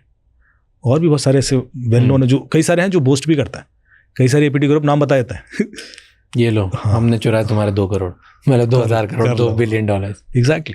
तो वो कुछ के नाम है, आप देखोगे तो ऐसा नहीं सारे नंबर से आइडेंटिफाई होते हैं, कुछ के नाम भी है। तो ये वेल नोन टेररिस्ट ऑर्गेनाइजेशन। आपने बताया कि रशिया क्या सबसे ज़्यादा पावर है, हाँ, hacking power in the world. Russia क्या क्या हैक कर सकता है? देखिए, आप हर्ड दैट कर सकता वाली बात होती है, ये कर सकता होता तो कर दिया होता। हाँ, तो क्या क्या तो इसलिए ये नहीं सोचना चाहिए कभी कि नहीं सकता है पर कर नहीं रहा, करेंगे, ऐसा थोड़ा ना होता है। जो होता है वो कर देता है, जो कर देता है। अभी आगे क्या कर सकता है वो हम देख सकते हैं। मैं एक रिसर्च भी पढ़ रहा था कि रशिया के पास जैसे बहुत सारी कंट्रीज़ में ऑर्गेनाइज्ड ये APT ग्रुप्स होते हैं और बहुत ज़्यादा होते हैं. रशिया इज़ अ कंट्री जहाँ पे इंडिविजुअल छोटे छोटे क्राइम्स भी बहुत सारे इंडिविजुअल हैकर्स हैं जो यही सब करते रहते हैं. दैट्स व्हाई उनकी फाइनेंशियल हैकिंग कैपेबिलिटीज़ बहुत ज़्यादा है, अराउंड द वर्ल्ड वो करते हैं. तो जो डार्क वेब पे जितने हैकर होते हैं, most of these hacking as a service जो दी जाती है उसमें रशियन हैकर ही होते हैं, most of them. As an individual hackers Russia सबसे ज़्यादा. हाँ, वो कई सारी कंट्रीज की इकॉनमी उससे चलती है भाई. जो ड्रग बेच के, गन्स बेच के, जब ईरान इराक वॉर हुआ तो यूएस किसके साइड था याद है आपको? 9 साल चला है वॉर. आप तो खैर थे नहीं उस समय. मैं था. 9 साल ये लड़ाई चली और यूएस सपोर्ट कर रहा था इराक को, ईरान के अगेंस्ट था. और उसके बाद यूएस ने इराक को ही खत्म कर दिया. ठीक है, उसको बताया कि आपके यहाँ तो केमिकल वेपन्स हैं, इसलिए इंक्वायरी की और उसके बाद सद्दाम हुसैन खत्म. जब ईरान इराक वॉर चल रहा था तो ईरान को कौन हथियार सप्लाई कर रहा था? इजराइल, जो आज लड़ रहा है. और ये हथियार थे किसके? यूएस के. जो कॉन्स्पिरेसी थ्योरी खुली, मतलब तुम यार दोनों के लड़वा रहे थे, दोनों ही तो हथियार तुम बेच रहे हो. तो उसके बाद यूएस को, या ऐसी कंट्री जो हथियार पर सर्वाइव करती हैं, चाहे रशिया हो यूएस हो, ये दो मेजर हैं, आर्म्स इकोनॉमी है इनकी. इनको लगा कि यार लीगल चैनल से बहुत ज़्यादा नहीं बेचा सकता, तो we need a parallel economy which is dark web economy. आप गौर से देखना कि 2008 बड़ा मैजिकल सा ईयर था. 2008 के आसपास आईफोन आया, 2008 के आसपास डार्क वेब बिल्ड होना शुरू हो गया, 2008 में बिटकॉइन आया, 2008 में फाइनेंशियल क्राइसिस, व्हाट्सएप आया, 2008 में 26/11 का अटैक भी हुआ. ये सारी चीज़ें इंडिपेंडेंट नहीं है. आप देखिए सारी चीज़ें लिंक्ड हैं. डार्क वेब किसने बनाया? जैसे सारी अच्छी चीज़ें यूएस ने बनाई हैं, ये भी उसी का ही प्रोडक्ट है. और ये 91 में बना दिया. टॉर प्रोजेक्ट था. ये बनाया था उन्होंने अपने आर्मी के जो लोग हैं दूसरे देशों में हैं, वो कम्युनिकेट कर सकें विदाउट लोकल सर्विलेंस. तो एक एंड टू एंड ऐसा इनक्रिप्टेड प्रोटोकॉल लेके आया, टॉर प्रोटोकॉल जिसको बोलते हैं, द अनियन राउटर, जो पीयर टू पीयर इनक्रिप्शन के संग आगे बढ़ता है. So it is not TCP IP kind of कि पहले कनेक्शन एस्टैब्लिश होगा फिर कम्युनिकेशन होगा. It's peer to peer, but every layer it is encrypted. फिर different encryption, it's very secure. फिर वो ओपन सोर्स हो गया और उस पर डार्क वेब बिल्ड हो गया. अब हुआ या किया गया, डार्क वेब जैसी कोई चीज़ एनोनिमस हो जाती है, लोग उस पर इलीगल चीज़ें करना शुरू कर देते हैं. तो उसमें आर्म्स बिकने लगे, ड्रग्स बिकने लगी, हैकर्स सर्विसेज आने लगी, कॉन्ट्रैक्ट किलर हायर होने लगे और सारी चीज़ें होने लगी. पर इसके लिए चाहिए पैसा, कि पैसे कैसे लोगे? तो एक करेंसी चाहिए जो एनोनिमस हो. तो बिटकॉइन लाया गया 2008 में. अब बिटकॉइन किसने बनाया? Satoshi Nakamoto. सतोशी नाकामोटो ने. सतोशी नाकामोटो कौन है? तो किसी को नहीं पता. तो भाई एक व्यक्ति ने इतनी अच्छी चीज़ बनाई, तो वो छुप के क्यों बैठा है? आ जाए सामने. डर किससे? क्योंकि सतोशी नाकामोटो नाम का कोई व्यक्ति है ही नहीं इस दुनिया में. ये तो कुछ लोगों का गेम प्लान है. और ये कौन बनाता है? ये जापान से आता है. तो एक चीज यूएस से आ रही है डार्क वेब, एक चीज जापान से आ रही है, और बिना इसके ये सर्वाइव नहीं कर सकता, बिना इसके ये सर्वाइव नहीं कर सकता. क्योंकि बिटकॉइन डार्क वेब पर चूंकि यूज होना शुरू हुआ, उसी वजह से उसकी वैल्यू बढ़ गई है. और उसके बाद सो दे बोथ आर कॉम्प्लीमेंटिंग एक दूसरे. अब आपने डार्क वेब पे एक सर्विस दी कि साहब कॉन्ट्रैक्ट किलर हायर करना है, तो आपने कहा कल के दिन मेरा फ़ोन से यदि ये चीज़ लीक हो गई तो हम आपको एक सिक्योर फ़ोन देते हैं ना, आईफोन. गवर्नमेंट भी नहीं क्रैक कर पाएगी. बोले चलो आईफोन सिक्योर है, बढ़िया है. बात कैसे करेंगे? अरे बोले हम व्हाट्सएप देते हैं ना आपको. चीज़ें भले इंडिपेंडेंट दिखे, but they are helping each other. But ये तो आप कनेक्ट कर रहे हो डॉट से, रियलिटी थोड़ी होगी. मैं रियलिटी बोल भी नहीं रहा. हाँ, बट कॉन्स्पिरेसी थ्योरी में भी ये हो सकता है. मैं ये नहीं कह रहा कि सच है. देखो मैं ये कह रहा हूँ कि चीज़ों को जब आप लार्जर पर्सपेक्टिव से देखते हो कि एक ही समय पे क्यों हो रही है, तो you can't deny the probability of this reasoning also. क्योंकि सुपरफिशियली मैं आपको कुछ और बताता हूँ. जब मैं आपसे कहता हूँ कि WhatsApp end to end encrypted है, सेफ है, ऐसा है, वैसा है, सिक्योर है, बहुत बढ़िया साहब, आईफोन भी सिक्योर है, तो पेगासस सुना आपने 2019 में आया. कैसे हैक होता था आईफोन? व्हाट्सएप पे एक मिस कॉल आती थी और आईफोन हैक हो जाता था. यही था. अरे भाई ये भी सिक्योर है, ये भी सिक्योर है, व्हाट्सएप भी सिक्योर है, ये भी सिक्योर. तो इस पे मिस कॉल आके ये क्यों हैक हो जाता है? ये बिना आपस की अंडरस्टैंडिंग के कैसे हो सकता है? लॉजिकली सोचिए आप। तो मैं सिर्फ सवाल खड़े कर रहा हूं, I am not challenging there claims. सुनने में ऐसे मतलब काफी बट आप गौर से सोचिए कि यार ये चीज बिना मिस कॉल पे कोई चीज कैसे हैक हो सकती है? आई गेट इट, बट लोग हैं, टेक्नोलॉजी है, दे लूप होल ढूंढ, यही तो नहीं लूप होल ढूंढ के तो फिर अभी हो जाए। हाँ तो करते हैं लोग लूप होल ढूंढ के, मे बी कोई इंटरनल मिला हो, मे बी कोई एक्सटर्नल मिला हो, बट चांसेस ऑफ सब कंबाइन हो गया, इट्स वेरी। मैं भी फिर इसको भी कनेक्ट करता मतलब और पर ऐसा भी होता है, आप हिस्ट्री में कोई भी इवेंट्स देखोगे ना, जब वो होते हैं तब वो सेंस नहीं बनाते। आप 10 साल 15 साल डेकेड के बाद देखोगे and you look back and आप डॉट कनेक्ट करने की कोशिश करते हो, तो ऑलमोस्ट हर चीज़ से कनेक्ट कर सकते हो। दैट डजंट मीन कि हर चीज़ सब जुड़ी हुई है, पर दैट डजंट मीन कि वो जुड़ी नहीं भी है। I agree, there is a possibility. आपको एक स्टैंड जैसे ले लेते हो ना, आप दूसरे स्टैंड को डिस्कार्ड कर देते हो। मैं डिस्कार्ड नहीं कर रहा, there is a possibility, but ऐसा सुनने में मेरे को पर्सनली कॉन्स्पिरेसी थ्योरी लग रही है, but maybe there is reality of what we know. Conspiracy theories हैं, वो सारी झूठ होंगी, ये तो नहीं हो सकता। और यदि उसमें 1% भी सच है तो दैट इम्पैक्ट्स योर लाइफ। जब मैं आपसे कहता हूं टिकटॉक का जो ओनर है वो दुनिया का 26वां रिचेस्ट आदमी है, ठीक है? टिकटॉक क्या करता है? टिकटॉक रॉकेट्स बनाता है, वैक्सीन बनाता है, करता क्या है? आइडियली टिकटॉक डेटा इकट्ठा करता है आपसे, आप ही कंटेंट बनाते हो, आप ही कंटेंट देखते हो, is an aggregated platform, that's it. तो उसका जो मेन सोर्स ऑफ अर्निंग है वो डेटा, करेक्ट, फ्री है। आप कंटेंट सो वीचैट देखते हो, वीचैट जब फ्री चैट एप्लीकेशन इंडिया में आई तो उसकी वैल्यूएशन 2019 के आसपास $500 बिलियन थी। टिकटॉक यदि भारत से बैन नहीं होता तो उसकी वैल्यू आज और भी ज्यादा होती, 30% मार्केट था इंडिया में। अब मैं जो एग्जाम्पल दे रहा हूं कि जब तक हमें अपने डेटा की वैल्यू ही नहीं पता होगी, हम उसको प्रोटेक्ट करने की कोशिश करेंगे ही नहीं। हम उसी चीज को प्रोटेक्ट करते हैं जिसकी हमें वैल्यू होती है, चाहे पैसा हो चाहे रिलेशन। जिसकी वैल्यू नहीं है वो खत्म हो जाता है। वो ये चीज लोगों को इसलिए बताना जरूरी है कि when you are installing an app and allowing this app to give everything, eventually वो आप ही को कंट्रोल कर रहा है। वो इसलिए नहीं है डेटा ले रहा है कि आपको तेल साबुन सब्जी कार बेचे, वो टीवी के टाइम से बेच रहा है। सुबह से शाम तक लक्स साबुन का ऐड देखते हो, दुकान पे जाके लक्स मांग लेते हो क्योंकि आपके दिमाग में भर दिया हमने। ये करने के लिए इतना डेटा की जरूरत नहीं है। ये डेटा इसलिए लिया जा रहा है because they want to control you, and it is happening in a subtle way. We all know this कि हम आज की डेट में क्या देखेंगे OTT पर, या कहाँ किस रेस्टोरेंट में खाना खाने जाएंगे, या आपका घूमने का प्लान क्या बनेगा, इस बात पे बहुत डिपेंड करता है कि आपके सराउंडिंग्स में डेटा क्या था। ट्रू। सो ये जो स्ट्रैटेजी, इसी स्ट्रैटेजी को इस्तेमाल किया जा रहा है टू कंट्रोल यू। और ये ज़्यादा कंट्रोल आप होगे यदि आप ज़्यादा लोगों को डेटा दे दोगे। सो ये जो कनेक्शन है, if you don't know this, you are more vulnerable to cyber crime. जो मैं स्टार्टिंग में बोल रहा था कि we all are the product of the data. So China, let's talk about China. China India में बहुत सारे थ्रेट्स अटैक करता है, बहुत सारा अटैक करता है अपने थ्रेट ग्रुप्स के साथ। तो कहाँ पे अटैक कर चुका है अभी? चाइना वर्ल्ड में इस समय सबसे ज़्यादा पैसा पंप कर रहा है क्वांटम कंप्यूटर्स पे। $15 बिलियन का इन्वेस्टमेंट किया उन्होंने। इंडिया ने किया 1 बिलियन, और इंडिया 5th लार्जेस्ट इन्वेस्टर है। मतलब चाइना के बाद जो 2nd लार्जेस्ट इन्वेस्टर है मेरे ख्याल से जो इन्वेस्ट कर रहा है कंट्री, वो जापान है जो 4 बिलियन कुछ कर रहा है।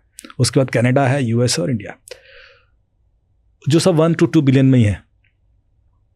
और quantum is the next level threat in cyber space. तो क्वांटम है क्या? सबसे पहली चीज जो भी सिंप्लीफाई करके यदि मैं एक्सप्लेन करूं कि it will give you for selective calculations it will give you speed multi-trillion times faster than the classical computers. तो कोई भी चीज सिक्योर होती क्यों है आज की डेट में?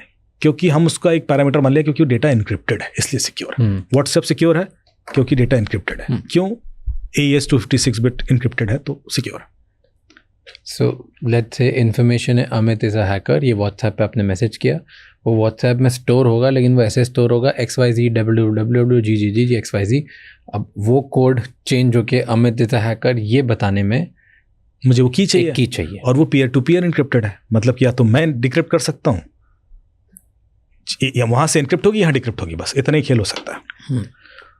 चाइना ने लास्ट ईयर क्लेम किया, लास्ट टू लास्ट ईयर, कि हमने RSA 2048 बिट इंक्रिप्शन क्रैक कर दिया है 100 क्यूबिट क्वांटम कंप्यूटर यूज करके। मतलब क्वांटम कंप्यूटर की स्पीड क्यूबिट में नापी जाती है, जैसे यहाँ बिट में होती है वहाँ क्यूबिट होती है। 100 qubit quantum computer is a very normal quantum computer. मैं भी बताऊंगा कि उसको थोड़ा डिटेल में डिस्कस करेंगे। और RSA 2048 बिट इंक्रिप्शन जो एल्गोरिथम है, ये सारी बैंकिंग इंडस्ट्री की बैकबोन है। जितना बैंकिंग इंडस्ट्री है, चाहे वो debit card encryption, credit card encryption, log in password, हर जगह RSA 2048 बिट इंक्रिप्शन ही यूज होता है। और चाइना कह रहा है कि साहब मैंने तो इसको डिक्रिप्ट कर दिया है क्वांटम कंप्यूटर के थ्रू, तो सारी बैंकिंग इंडस्ट्री पैनिक हो गई कि यार ये सही, या तो सही बोल रहे हैं या झूठ बोल रहे हैं। ऐसा भी होता है कि बार वो झूठे क्लेम भी करते थे। लेकिन उस वजह से पूरे विश्व में क्वांटम कंप्यूटर पे पैसा पंप होने लगा। उन्होंने कहा भाई साहब सिक्योर करो, कल के दिन ये एडवर्स हाथों में चले गए तो हम तो लुट जाएंगे। तो US ने एक लॉ बनाया, बिडेन जब था उसने बनाया कि क्वांटम सिक्योरिटी प्रिपेयरनेस एक्ट, कि 1 साल के अंदर सारे क्रिटिकल इंफ्रास्ट्रक्चर US के अंदर क्वांटम सेफ हो जाने चाहिए, वरना उस पर पेनल्टी लगाई जाएगी। ऑस्ट्रेलिया ये गाइडलाइन लेके आएगा, UK आ गया, इंडिया ने नेशनल क्वांटम मिशन शुरू कर दिया, 1 बिलियन पंप कर दिया। क्यों? क्योंकि वहाँ से एक न्यूज़ आई थी। इतना खतरनाक है क्वांटम कंप्यूटर। और चाइना अभी क्लेम कर रहा है कि हमने 400 क्यूबिट बना लिया है। यदि इसने 1000 क्यूबिट बना लिया तो ये बिटकॉइन क्रैक कर देगा, ये हैश वैल्यू भी क्रैक कर सकता है, ये ब्लॉकचेन और ये सब, मतलब आपके लिए कोई चीज़ सिक्योर नहीं रह जाएगी। तो इसलिए आज की डेट में जो साइबर सिक्योरिटी को सबसे बड़ा थ्रेट है वर्ल्ड वाइड, वो है quantum computers. And China is so aggressive कि वो हर दिन क्लेम तो कर ही रहा है, लेकिन बना भी रहा है। ऐसा नहीं है कि बाकी देश भी बना ही रहे हैं क्वांटम कंप्यूटर्स। अमेजोन का है, IBM का है, हर। कैन रियलिस्टिकली इंडिया चाइना को बीट कर पाएगा क्वांटम कंप्यूटिंग? नहीं, विद दिस हम बहुत स्पीड नो, बहुत पीछे। अभी तो हमने 1-2 क्यूबिट का भी नहीं हमारे पास, तो हम डिपेंडेंट ही रहेंगे। हम तो डिपेंडेंट ही रहेंगे। और होता क्या है कि जब हम US और चाइना से कितनी पीछे हैं क्वांटम कंप्यूटिंग वर्ल्ड? बहुत पीछे। अभी तो हम तो अभी स्टार्ट किए हैं। पहला क्वांटम कंप्यूटर शायद अगले साल फर्स्ट क्वार्टर तक हम बना पाएंगे, जो शायद 20 क्यूबिट या कुछ ऐसा है। सीडेक तो खेल चुका है, वो तो खेल रहा है ना। होता क्या है, जब आप एक लेवल पे पहुंच जाते हो उसके बाद आप एक्सपोनेंशियल ग्रोथ कर सकते हो। आपकी जो स्टार्टिंग रिसर्च है वो टाइम बहुत लेती है, फाउंडेशन का बनाने में टाइम लगता है ना। आप 20 क्यूबिट स्टेबलाइज करने में, आपको कह रहे हैं लोग, मुझे तो लग रहा है 20 क्यूबिट भी करना बहुत मुश्किल होगा, पर यदि कर लिए तो I will be still happy कि हमने वो फाउंडेशन तो क्रैक कर लिया, हम वहाँ तक तो पहुँचे कि हम स्केल कर सकते हैं। सो चाइना वो करके 100 क्यूबिट, 200 क्यूबिट, 400 तक पहुँच गया। उसके लिए 400 से 1000 पहुँचना एक जंप है, सिर्फ डबल का जंप। हमारे लिए 10 टाइम्स का जंप। Do you think at one point private corporation वो क्रैक कर लेगी? प्राइवेट कॉर्पोरेशन क्या? कोई private organisation, company, private company इसको क्रैक कर लेगी and they will be more powerful than government and countries. आपको अभी क्या लगता है दुनिया में गवर्नमेंट होती क्या है? मतलब आपने इतना बताओ, मजेदार सवाल पूछ लिया ना क्योंकि बिना प्राइवेट कॉर्पोरेट के कोई गवर्नमेंट होती ही नहीं है। दुनिया देख लो आप, हर देश का ये खेल है। एक्सप्लेन करो थोड़ा। तो जैसे कि आप चाइना की बात करते हो, चाइना में आप गौर से देखोगे तो जो पिछले 60-70 सालों में जो लोग रूल किए हैं वो मोरलेस एक ही फैमिली को बिलोंग करते हैं और एक इकॉनमी उनके कंट्रोल में है। That's why they are ruling it. यदि वो इकॉनमी या जो वेल्थ उनके पास नहीं है तो वो कंट्रोल ही नहीं कर सकते। Same happen in other countries also, कि कोई ना कोई एक बिजनेस कॉन्ग्लोमरेट होता है। जैसे मैं आपको एक बहुत सुपरफिशियल एग्जांपल, कि इलॉन मस्क ने ट्विटर क्यों खरीदा? ऐसी क्या आफत आ गई थी? ट्विटर को खरीदने से क्या होना था? क्या? Twitter is not a social media tool anymore. Twitter is a political tool. Election जीतना है और नैरेटिव सेट होता है। इंडिया में कितने लोग ट्विटर यूज करते हैं? रेयरली करते होंगे, इतना ज़्यादा बड़ा थोड़ी यूज़र बेस। इंडिया में 140 करोड़ से ज़्यादा लोग हैं। 1.5 करोड़ से ज़्यादा लोग ट्विटर यूज़ नहीं करते। मैक्सिमम शायद 2 करोड़, मतलब मेरा डेटा 1.5 करोड़ का है। 1.5 करोड़ में भी 30% मैं कह रहा हूँ फेक हैंडल होंगे। 1 करोड़ लोग नैरेटिव सेट कर देते हैं मेन स्ट्रीम मीडिया का। मेन स्ट्रीम मीडिया पे न्यूज़ चल जाती है कि ट्विटर पे चीज़ ट्रेंड कर रही है। तो ट्विटर पे कोई चीज़ ट्रेंड कर रही है तो पूरी इंडिया थोड़ी ना बोल रहा है, पर आप देखो कंट्रोल तो कर रहे हैं। इतना बड़ा इम्पैक्ट, आप उस इम्पैक्ट से किसी देश की गवर्निंग सिस्टम कंट्रोल कर सकते हो। वो जो किया, so that was the reason, वो पेमेंट उसका था। तो पहले तो ये कि जो आपका सवाल था कि कॉर्पोरेट के हाथ में आ जाएगी, कॉर्पोरेट के हाथ में ही होती है, एक कॉर्पोरेट से दूसरे कॉर्पोरेट में स्विच करती है चीजें। So today you are saying Google, Meta, PayPal mafia, they are more powerful than governments and countries. Cambridge Analytica का केस पता होगा आपको? नहीं, बताओ। यूके की एक कंपनी थी कैम्ब्रिज एनालिटिका, दे क्लेम्ड कि they were manipulating elections around the world. हर कैम्ब्रिज, हाँ, ओपनली उन्होंने कहा कि हमने बिहार इलेक्शन से लेकर लास्ट जो हिलेरी वाला इलेक्शन था वो से लेकर अफ्रीकन कंट्री से कई सारे इलेक्शंस ब्रेक्सिट मैनिपुलेट किया। दे सेड दिस, उन पे केस हो गया, कंपनी बंद हो गई। उनसे पूछा गया कैसे करते हो, बोले फेसबुक से डेटा लेते हैं and then we manipulate your opinions. So 2018 में I was in UK for a training programme, defence academy UK में था मैं। तो we were trained by the person from Cambridge Analytica and he gave us the complete algorithm कि भाई इस तरह से हम करते हैं, कैसे क्लस्टरिंग करके। कांग्रेस उनका क्लाइंट था ना इंडिया में। तो उन्होंने ब्रेक्सिट जो डिसीजन हुआ उसका फाइनल वोटिंग परसेंटेज क्या था? 49%, 51%।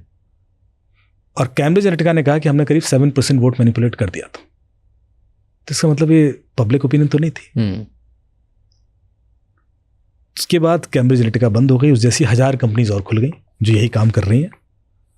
फेसबुक के ऊपर भी पेनल्टी लगाई गई, पर फेसबुक से कहा गया कि भाई आप ये डेटा ले रहे हो, लेते रहो, पर बता दो लोगों को कि आप ये डेटा ले रहे हो। तो वो अभी जो मैंने आपको स्टार्टिंग में बताया था, बता के करते हैं। तो ये खेल है सर। तो मैं कोई भी चीज़ ऐसे नहीं बोल रहा हूँ, मतलब हर चीज़ जो कॉन्स्पिरेसी लग सकती है आपको, कॉन्स्पिरेसी है नहीं। क्योंकि अब आप गौर से देखो तो जो हमारे आसपास के देश हैं, चाहे वो नेपाल में हुआ है या बांग्लादेश में हुआ है या श्रीलंका में हुआ है या पाकिस्तान में, इसमें सोशल मीडिया का बहुत बड़ा हाथ है।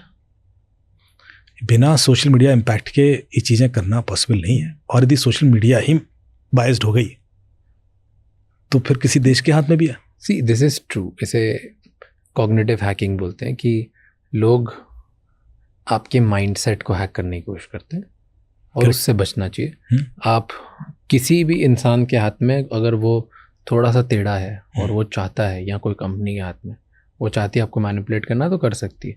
वो आपको रातों रात लड़वा सकती है, वो आपको आपके भाइयों के बारे में नफरत करा सकती है, वो आपको किसी रिलीजन के बारे में, कास्ट के बारे में, कंट्री के बारे में कुछ भी करके, कैसे भी लड़ाई करके आपको रोड पे उतार सकती है, जो एग्जैक्टली दूसरी कंट्रीज में होता है, अपनी कंट्री में होता है। बहुत लोग करते हैं ये। This is how votes, politics सब मैनिपुलेट होता है, राइट? Cognitive hacking. एंड बहुत सारी कंट्रीज ऐसे बोलती हैं कि फ्यूचर, जैसे पहले जो होता था, पहले इकोनॉमिक कॉलोनाइजेशन होता था।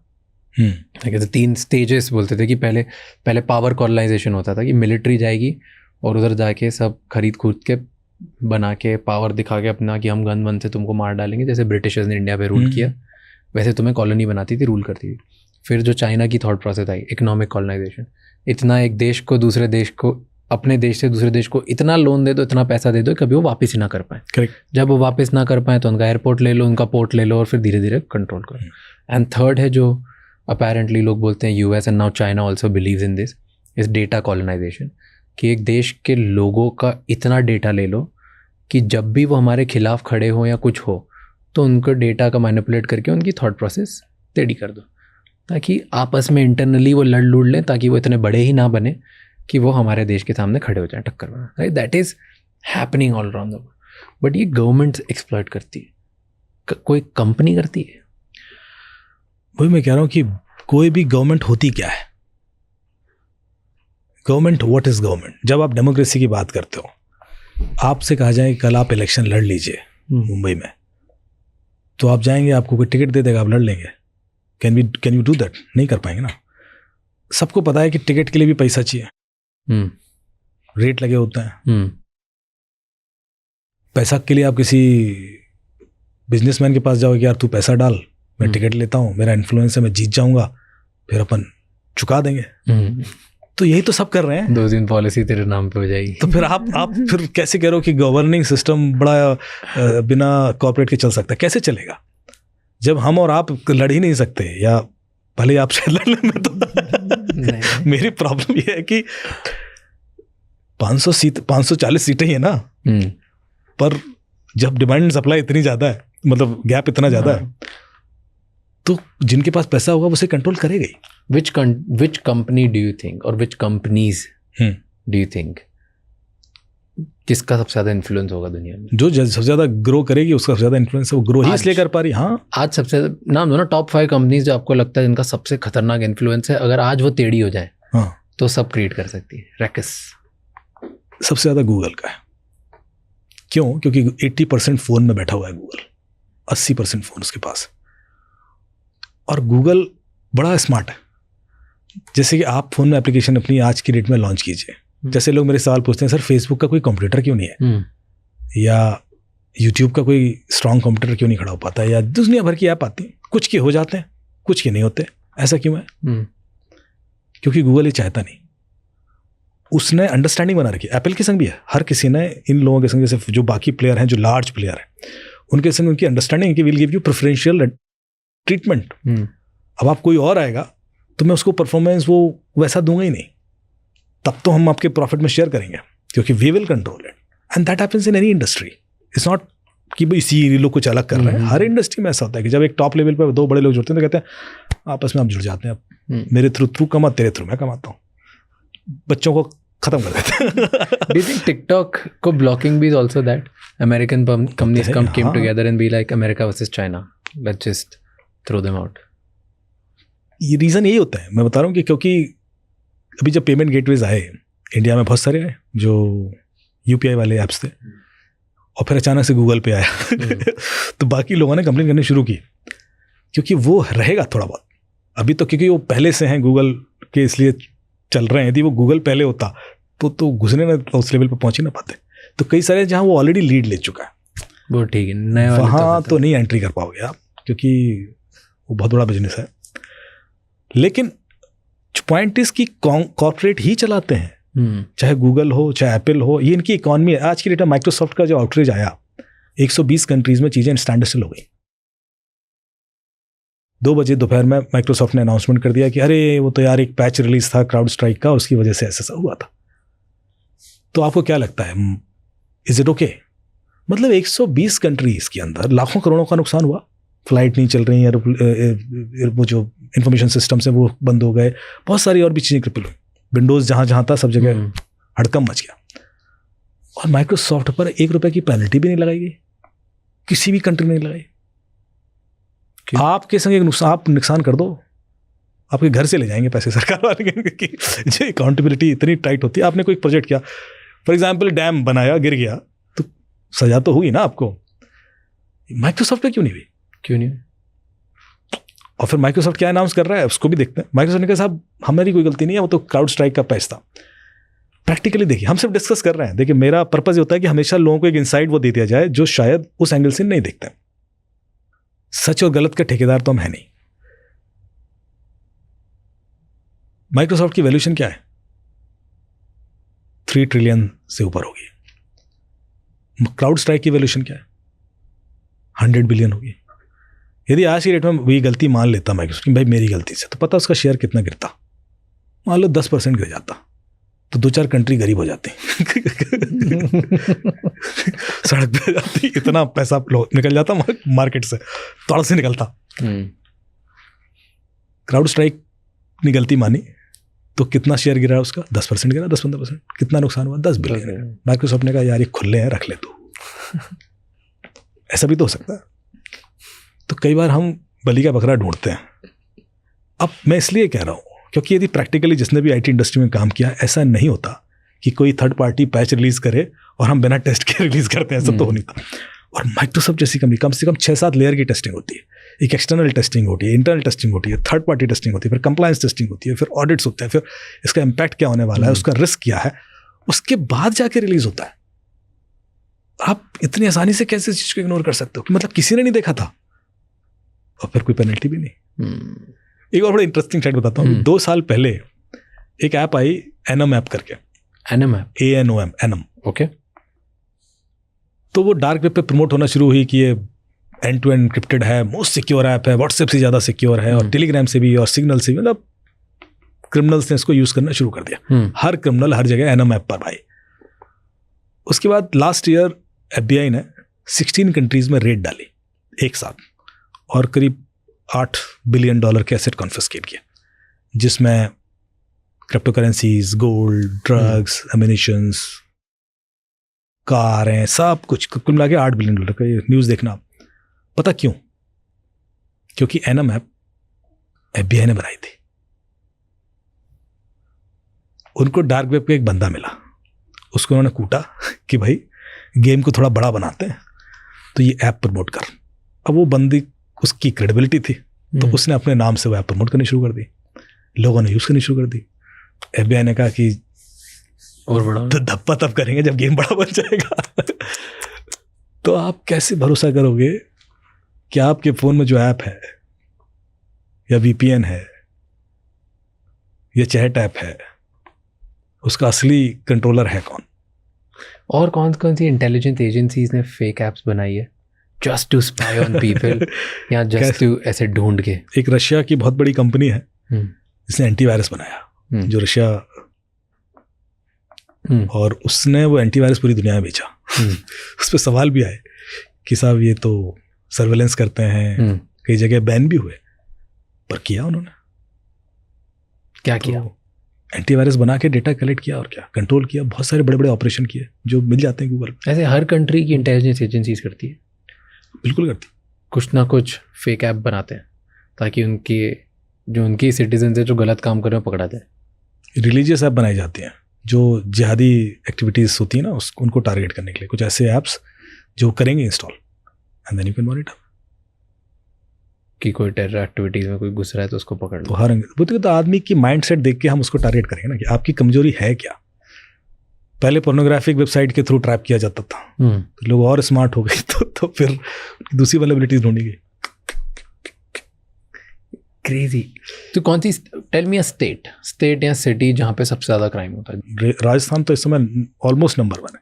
राजस्थान, और राजस्थान का जो बॉर्डर एरियाज है, जिसमें गुड़गांव तक में कॉल सेंटर पकड़े गए, नोएडा में कॉल सेंटर पकड़े गए, मथुरा का जो बॉर्डर एरिया है, मथुरा जो राजस्थान से लग जाता है, उसमें बहुत ज़्यादा कॉल सेंटर पकड़े गए।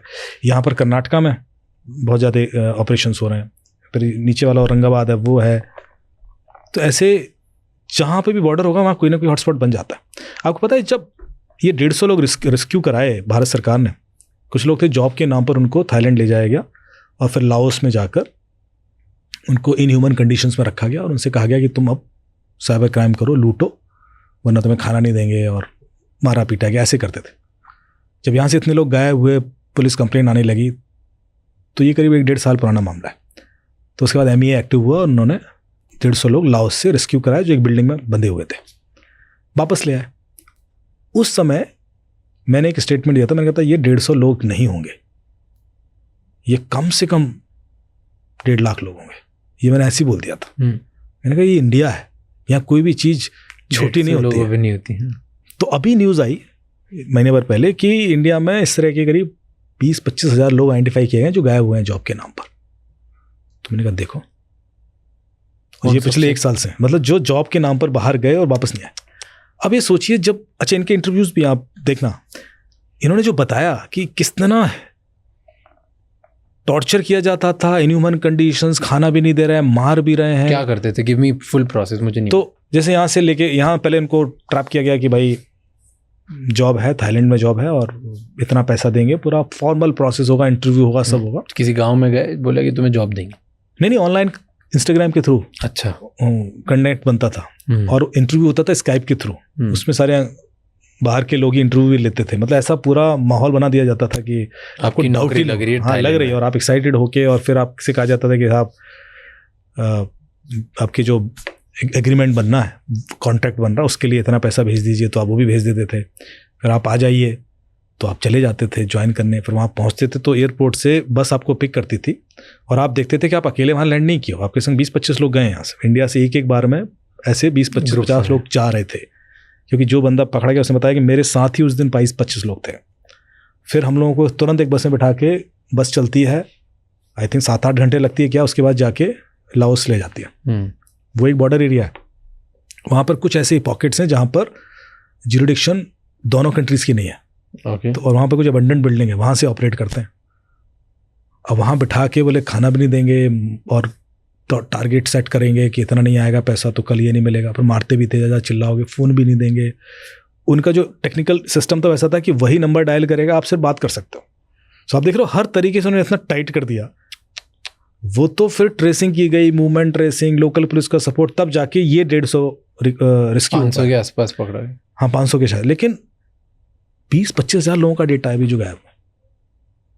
तो इंडिया में कोई चीज़, जब मैं कहता हूँ कि 22,000 करोड़ का ऑफिशियल रिकॉर्ड है एनसीआरबी का कि जो इतना क्राइम हुआ लास्ट ईयर, तो 1 लाख करोड़ तो मैं कम बता रहा हूँ, मतलब जो एक्चुअल होगा ज़्यादा भी हो सकता है। क्रेजी। और इतना सिस्टमैटिक है। एक वेबसाइट पे जाना आप, thispersondoesnotexist.com, तो उसको खोलोगे तो उसमें एक GenAI जनरेटेड ह्यूमन फेस दिखेगा आपको। उसको रिफ्रेश करोगे तो हर बार एक नया फेस जनरेट करेगा। अब यू कैन डिसाइड कि आप मुझे बच्चे का फेस दो या लड़की का या इस इथनिसिटी का। वो वेबसाइट करीब 7-8 बिलियन फेस जनरेट कर चुकी है। ये एक की बात कर रहा हूँ। अब आप उस फेस को ले लो, सोशल मीडिया, टिंडर प्रोफाइल, बम्बल प्रोफाइल बना लो, और वो फेस इतना अपीलिंग होता है। फिर आप एक AI एजेंट रखो पीछे जो हाईली इंटेलेक्चुअल है, जो फ्लर्ट कर सकता है, और फिर ट्रैप करो। कौन बचेगा? आप किसी से कैसे अट्रैक्ट होते हो? क्योंकि आपका इंटरेस्ट और IQ लेवल उससे मैच करे, वो उस बंदा उस तरह से रिस्पॉन्स देना शुरू करे, जोक्स मारे, वन लाइनर हो उसके पास, मतलब डिपेंडिंग, हर आदमी के अपने अपने। ये तो परफेक्ट है, ये तो जैसे आप होगे वैसा कंफर्ट देगा आपको। सो criminals are now adopting this and targeting teenage kids. Crazy. And there are gangs who do this, right? इसे बहुत कॉमनली चाइना में बोलते हैं पिग बुचरिंग स्कैम। कि पहले आप एक फंसाओगे, पिग ढूंढो और वो ढूंढ के उसको बढ़िया थोड़ा खिलाओ पिलाओ, उसको तैयार करो, फिर उससे धीरे धीरे फाइनेंशियल कॉन्ट्रीब्यूशंस लाओ, फिर उसको प्रोमिसेस करो। एक बार जब वो मोटा तगड़ा हो जाए फट काट दो। तो ये जितने क्रिप्टो इन्वेस्टमेंट के नाम पे लुट रहे हैं लोग, या शेयर ट्रेडिंग इन्वेस्टमेंट के नाम पे लुट रहे हैं, यही है। प्लस शादी स्कैम भी यही है। शादी स्कैम तो टिप्स वाला वही है। शादी स्कैम यही है कि कोई एक NRI आपसे बात करता है, NRI बात करके आपको प्यारी बातों में फंसाता है, फिर बोलता है मैं तुझे ऑस्ट्रेलिया ले जाऊंगा, कनाडा ले जाऊंगा, अमेरिका ले जाऊंगा। धीरे धीरे कंट्रीब्यूशन कराता है, मेरे वीज़ा के पैसे लगवा दे, मैं तेरे लिए इंडिया आ रहा हूँ, ऑल दैट। धीरे धीरे एक बार बड़ा बना, बहुत स्मार्ट अच्छे दिखने वाले लोग लेते हैं, एंड देन फिर एक बार जब वो आता है, इंडिया ने क्या बोलता है कि मैं एयरपोर्ट पे फंस गया, कस्टम में फंसा हूँ, मैं आपके लिए गिफ्ट लेके आ रहा था, तो कस्टम में 10-12 लाख रुपए दे दो कस्टम निकलवाने के लिए, मैं 50 लाख की गिफ्ट लाया हूँ, आपने जहाँ दिए। अच्छा मैं बोलता हूँ, ये जो बता रहे हो मोडस ऑपरेंडी, इसमें IPS ऑफिसर तक फंसे हैं। मेरे पास एक DIG का फोन आया, he was trapped, same NRI वाले स्कैम, पिग बुचरिंग। मेरे पास जो केसेस में जजेस फंसे हुए हैं, IAS IPS फंसे हुए हैं, क्योंकि ये तो पुलिस के पास चीज़ें जाते भी नहीं है, इनको तो और प्रॉब्लम है कि न्यूज़ हेडलाइन पब्लिक इमेज। तो ऐसा मैं जो बार बार कह रहा हूँ कि कोई भी सकता है, कोई भी फंसता है, कोई भी फंसता है। ब्यूटीफुल मेन और वुमेन ऑपोजिट जेंडर, इतना खतरनाक होता है ना कि डेटा हनी ट्रैप। लड़कियां भी फंसती हैं। हाँ। मतलब मेरे पास कोविड के टाइम पे केस, लड़कियां ज़्यादा फंसती क्योंकि एक NRI का टैग में जाता है कि NRI शादी करके इंडिया से मुझे और उसका प्रोफाइल इतना अपीलिंग होगा ना कि डॉक्टर है, ये है, वो है। एक लड़की थी जो वहाँ पे तो सब इंस्टाग्राम प्रोफाइल्स भी बन जाती हैं टू लुक लाइक कि ये तो जिंदगी ऐसी जी रहा है, ये मेरी जिंदगी होगी। अच्छा इसमें होता क्या है, जितने लोग जिनकी डेथ हो जाती है उनके सोशल मीडिया प्रोफाइल हैं या उनके लिंक्डइन प्रोफाइल है, क्रिमिनल उनको यूज करते हैं। क्योंकि उसमें हिस्ट्री होती है। So it becomes very difficult to not believe, क्योंकि आपको नहीं पता कि अब ये नहीं है, खासतौर से जो लोग उस एज ग्रुप में 45-50 की एज में मान लो। तो अभी एक लॉ लाने की जरूरत है कि जो लोग इस दुनिया में अब नहीं है उनके डेटा का क्या किया जाए। मतलब बिकॉज वो मिसयूज होता है और यदि वो पब्लिक है, जैसे कि आपने अपना प्रोफाइल ही पब्लिक कर रखा है, तो वो कई बार लोग डाउनलोड करके उसकी कॉपी क्रिएट कर सकते हैं, विच हैपन्स। तो वैसे तो मैं कुछ सेटिंग्स बताता हूँ जिसको करके आप रोक सकते हो, लेकिन otherwise also we should have a legal power to avoid the misuse of this. Setting बताओ भाई। तो इससे एक प्रॉब्लम आती है कि फेसबुक क्लोन कर लेते हैं लोग, कि आपका फेसबुक का प्रोफाइल पिक्चर लिया और नया फेसबुक बनाया, आपके दोस्तों को रिक्वेस्ट भेज रहे हैं, पैसे मांग रहे हैं या हैक कर रहे हैं उनको। 2 सेटिंग कर लें, आपका फेसबुक कभी कोई क्लोन करेगा ही नहीं। फेसबुक कोई क्लोन करता क्यों है? क्योंकि वो आपके दोस्त देख पा रहा है, आपकी फ्रेंड लिस्ट पब्लिक है। आपने फ्रेंड लिस्ट पब्लिक किया तो देख रहा है दोस्त ही हैं, तो आपकी प्रोफाइल पिक्चर निकालेगा और खेल शुरू कर देगा। आप अपनी फ्रेंड लिस्ट प्राइवेट कर लें, सेटिंग्स में जाएं, प्राइवेसी के अंदर एक ऑप्शन आएगा who can see your friend list, उसको करते हैं ओनली मी। उसमें 4 ऑप्शन होंगे, पब्लिक, ओनली फ्रेंड्स, इन बदमाश दोस्तों के अलावा सारे देख लें, ओनली मी एक और, इस तरह से। तो ओनली मी कर लें, आपको कोई फायदा नहीं इस चीज़ का कि आपके दोस्त सारी दुनिया देखे। दूसरा जो कारण है जिसकी वजह से वो ल्योर होगा कि आपने जो पोस्ट किए हैं वो पब्लिक है और उसको जो लाइक कर रहा है वो आपके दोस्त ही होंगे, तो आपके दोस्तों तक उन लाइक्स वाले ऑप्शन के थ्रू भी पहुंचा जा सकता है। कितने ने लाइक किया, 1000 लाइक हैं, 100 लाइक हैं, 25 लाइक हैं। आपने पोस्ट की विजिबिलिटी ओनली फ्रेंड्स करना। आपकी पोस्ट सारी दुनिया को दिखा के कुछ मिलने वाला नहीं है। या तो आप अमिताभ बच्चन हो तो बात अलग है, यदि आप नहीं है तो फेसबुक 2 तरीके से इस्तेमाल होता है, या तो पेज होगा या प्रोफाइल होगा। प्रोफाइल का पर्पस सारी दुनिया के लिए नहीं होता, तभी उसकी एक लिमिटेड फ्रेंड नंबर्स है। लोग उसको भी एज ए पेज की तरह ट्रीट करते हैं, सारी पर्सनल घर की पिक्चर डाल रहे हैं, पब्लिक डालते जा रहे हैं। उससे क्या होगा, आपके बारे में बहुत आइडिया मिल जाता। And then फिर जब आप पेज भी देखोगे, यदि अमिताभ बच्चन जी का भी पेज देखोगे तो घर की पिक्चर कभी नहीं होती उनकी, मतलब इट्स वेरी सटल रिस्ट्रिक्टेड। यदि मुझे आपके घर की बेडरूम की पिक्चर मिल गई तो मैं आपका फ़ोन हैक कर सकता हूँ। आप सोचो कैसे हुआ है लोगों के। यदि आपके घर में कोई भी ऑब्जेक्ट मुझे मिल गया कि साहब ये पीछे वॉल पर है, या ये इसमें का कई सारी चीज़ें ऐसी होती जो यूनिक एंटीक हैं, वॉल क्लॉक है, ये है, वो टीवी का मॉडल मिल गया कि साहब इनके यहाँ फलाने ब्रांड का टीवी है, उतना ही बहुत होता है आपके संग ट्रस्ट बिल्ड करने के लिए। कॉल आएगा आपको कि साहब मैं फलानी जगह से बोल रहा हूँ, वो आपके यहाँ ये वाला टीवी है ना, और उससे लिंक कहानी शुरू हो जाएगी। या कल 2 बजे आप ये कर रहे थे ना, उससे लिंक कहानी शुरू हो जाएगी। So your activities are exposing a lot. And then वहाँ से फ़ोन आके स्कैम। एक दिल्ली में केस हुआ, एक व्यक्ति के मिस कॉल पे 75 लाख रुपए निकल गए। मिस कॉल आई उसको, 75 लैक्स गॉन। तो एक जर्नलिस्ट का फ़ोन आया मुझे कि साहब ऐसा हो सकता है। मैंने कहा हो तो सकता है, पर उसके लिए पैकेजेस चाहिए तो वो तो बहुत महंगा आता है, 75 लाख के लिए क्यों कोई करेगा। तो बोले आके डिफेंड कीजिए। तो मैं दिन भर टीवी पर डिफेंड करता रहा कि नहीं किसी और वजह से होंगे, मिस कॉल से तो मेरे भी निकल जाएंगे, मैं क्या कर लूँगा फिर, how can you stop A miss call. And the person is showing his phone कि ना तो मुझे कोई अलर्ट आया, ना ट्रांजेक्शन अलर्ट, ना OTP, और मेरे पैसे निकल गए। इवेंचुअली केस दिल्ली पुलिस के पास आया। They started the investigation, I was also involve.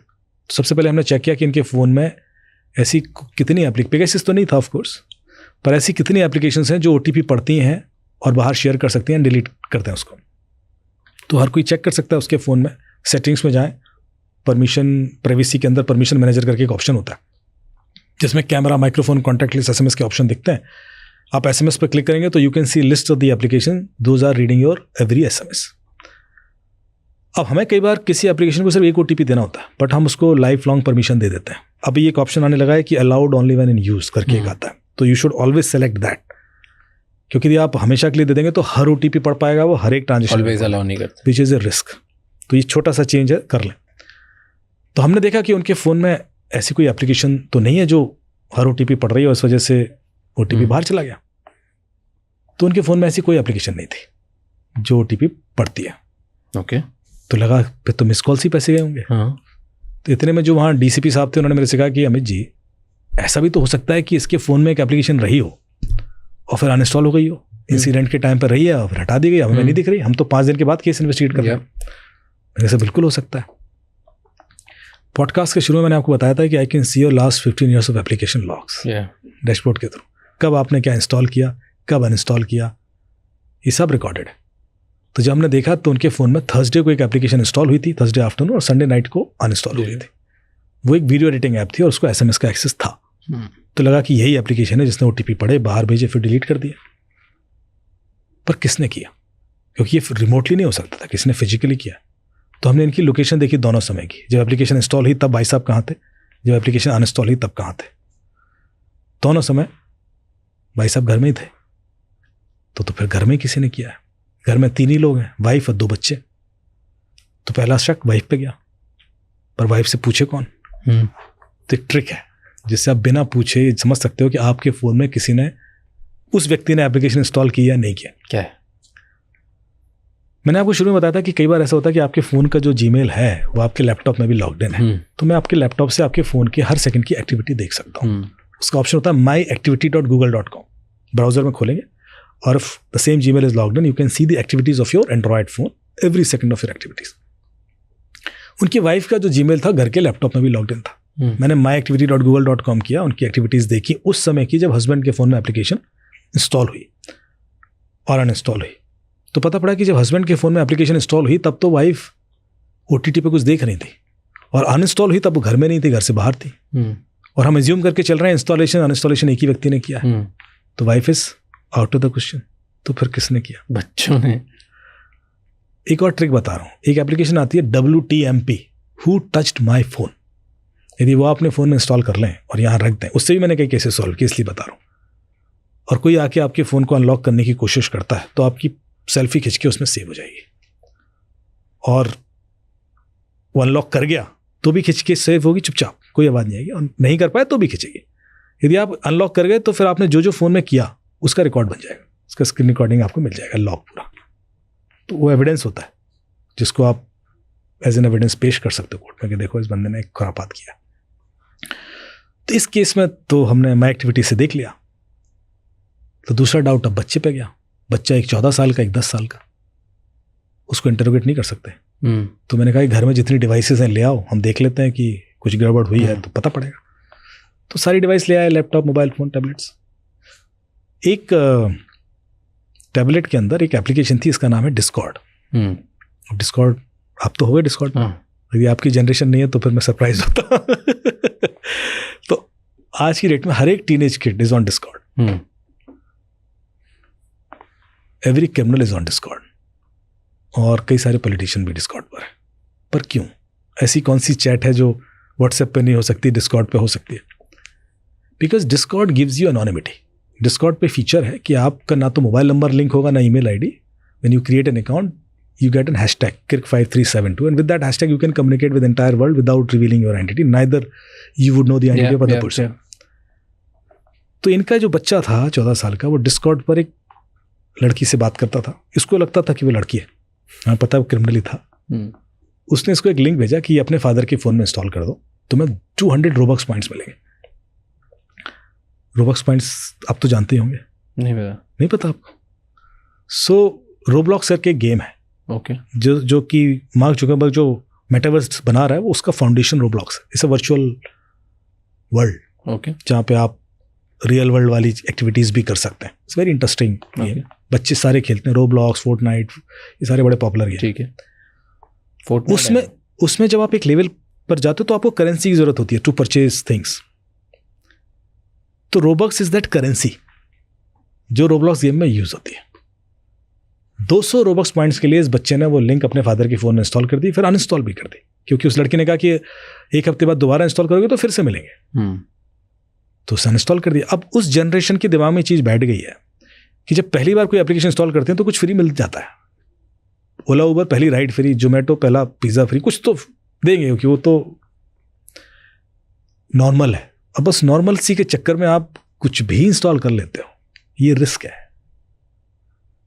Robux जो करेंसी है वो फास्टेस्ट करेंसी है इस समय दुनिया की। इंडिया से हर साल 5 से 6 बिलियन डॉलर की मनी लॉन्ड्रिंग होती है रोबक्स से।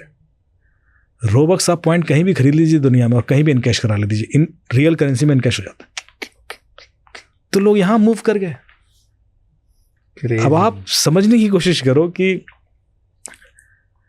किसी को स्कैम करना है तो कैसे कर सकता है। हाँ, मतलब आपके पास जब कोई क्राइम करना चाहता है, जो मैं हमेशा बोलता हूँ कि क्रिमिनल सीधे आपको टारगेट नहीं करेगा। आपके सराउंडिंग्स में इतने एंट्री पॉइंट्स हैं, आपके बच्चे हो सकते हैं, आपके पेरेंट्स हो सकते हैं, आपकी वाइफ हो सकते हैं, आपके सपोर्ट स्टाफ हो सकता है आपका, आप बहुत सारे काम करते हैं लोग, आपका एसी ठीक करने वाला आ रहा है वो हो सकता है, उसके थ्रू घुस जाए, आप उस पर तो ट्रस्ट करते हो ना। I need just one entry point जिस पर आप ट्रस्ट करते हो, मैं गेम बना दूंगा। शादी का कार्ड आता था अभी दिल्ली में, लगातार क्राइम हुआ, उसमें पैसे निकल जाते थे, wedding.ap के था शादी का कार्ड, बर्थडे कार्ड पे निकल गए पैसे, तो कहाँ कहाँ है। तो इस सिचुएशन से बचने के लिए मैं एक ऐप सजेस्ट कर सकता हूँ जो आपको बड़े हेल्प करेगी। उस ऐप का नाम है मूवी आर्मर। इसमें 6 ऐसे फीचर्स हैं, जितने अटैक वेक्टर अभी कॉमन है वो उससे आपको बचा सकता है। जैसे कि एक तो अटैक वेक्टर है QR कोड। अभी QR कोड बेस्ड फ्रॉड बहुत हो रहे हैं, क्योंकि QR कोड हम बहुत तरीके से इस्तेमाल करते हैं। Visiting card exchange QR code, movie ticket QR code, शादी का card QR code, advertisement QR code, payment तो QR कोड है ही, wifi connection QR code, bill QR code. QR code is very common now it is. अब आपने QR code scan किया, जैसे मैंने आपको सिचुएशन बताई थी वो वाईफाई के चक्कर में लोग, मैं आपके फ़ोन में घुस जाऊंगा एक QR कोड के चक्कर में। लोगों को नहीं पता कि QR कोड, अभी एक इंटरेस्टिंग कहानी सुनाऊंगा इसके बाद, क्या क्या कर सकता है। सेकंड, तो ये जो मूवी आर्मर ऐप है, यदि आप इससे QR कोड स्कैन करोगे तो it will take it to a sandboxing environment, it will run it there, और उसके बाद ये कंक्लूड कर देगा कि ये सेफ है अनसेफ है। क्या ये आपका माइक्रोफोन ऑन कर रहा था या कैमरा ऑन कर रहा था, ये कारण भी बताएगा क्यों अनसेफ है, और पैसे चुरा रहा था तो भी बता देगा। सेकंड जो अटैक वेक्टर है वो लिंक। कि आपने गूगल पे सर्च किया कि मुझे सिंगापुर में क्रूज बुक करना है, और आपको जो लिंक आया आपने पेमेंट कर दिया और आप लुट गए, क्योंकि वहाँ तो था ही नहीं क्रूज। उड़ीसा में होटल बुक करना है, लेमन ट्री, मैरियट, और आपने जो लिंक आया उस पर पे कर दिया। अब वो मैरियट से मिलता जुलता वो MAR कुछ करके बना देगा वेबसाइट, वैसी ही वेबसाइट होगी, बिल्कुल लेमन ट्री वाली होगी, दिखेगा भी वही, दिखेगा भी, और आपको लगेगा कि तो ऑथेंटिक है। तो यू कैन डिफरेंशिएट। HTTPS भी होगी, आजकल क्रिमिनल HTTP नहीं करते, HTTPS भेजते हैं आपको। जब ये डिजिटल अरेस्ट के केसेस हुए तो सुप्रीम कोर्ट ऑफ इंडिया की हूबहू वेबसाइट यूज हो रही थी विद HTTPS। सो उसमें था नाम supreme court of India gov.in.org ऐसा तो कुछ डोमेन था, मतलब gov.in भी लिख दिया उसमें, और लोगों को बोला जाता था कि इस पर अपना नाम सर्च करो तुम्हारा वारंट दिखेगा, तो आप उसमें नाम सर्च करते थे तो आपकी वारंट की कॉपी मिल जाती थी, तो और डर जाते थे। तो कोई भी लिंक, चाहे आप गूगल सर्च से ढूंढें, चाहे आपको SMS पे आ जाए, व्हाट्सएप पे आ जाए, कोई रिकमेंड कर रहा हो। अभी त्यौहार का टाइम है, अभी देखो लुटेंगे लोग, आपको फ्लिपकार्ट पे डिस्काउंट, अमेजोन पे वो क्लोन वेबसाइट आ जाएंगे। आपको स्कैन करना चाहिए कि ये ऑथेंटिक है या नहीं। आपको इतना कई बार ल्योर हो जाते हो आप कि आप वो भूल जाते हो, और ये ऐप वो करती है। तीसरा होता है वाईफाई, जहाँ पे लोग गड़बड़ करते हैं, क्या है फ्री वाईफाई, पब्लिक वाईफाई। यदि कोई भी वाईफाई है तो आप इस ऐप के थ्रू चेक कर सकते हैं कि whether it is safe unsafe, और वो आपको ये बता देगा कि अनसेफ है तो क्यों, क्या करोगे तो सेफ हो जाएगा। और यदि किसी ने वो हैक कर रखा है वाईफाई, तो उसका IP भी बता देगा कि ये बंदा है जिसने वायर शार्क चला रखा है, ये आपका डेटा चुराएगा, पकड़ लो इसको। जूस जैकिंग से बता सकता है ये?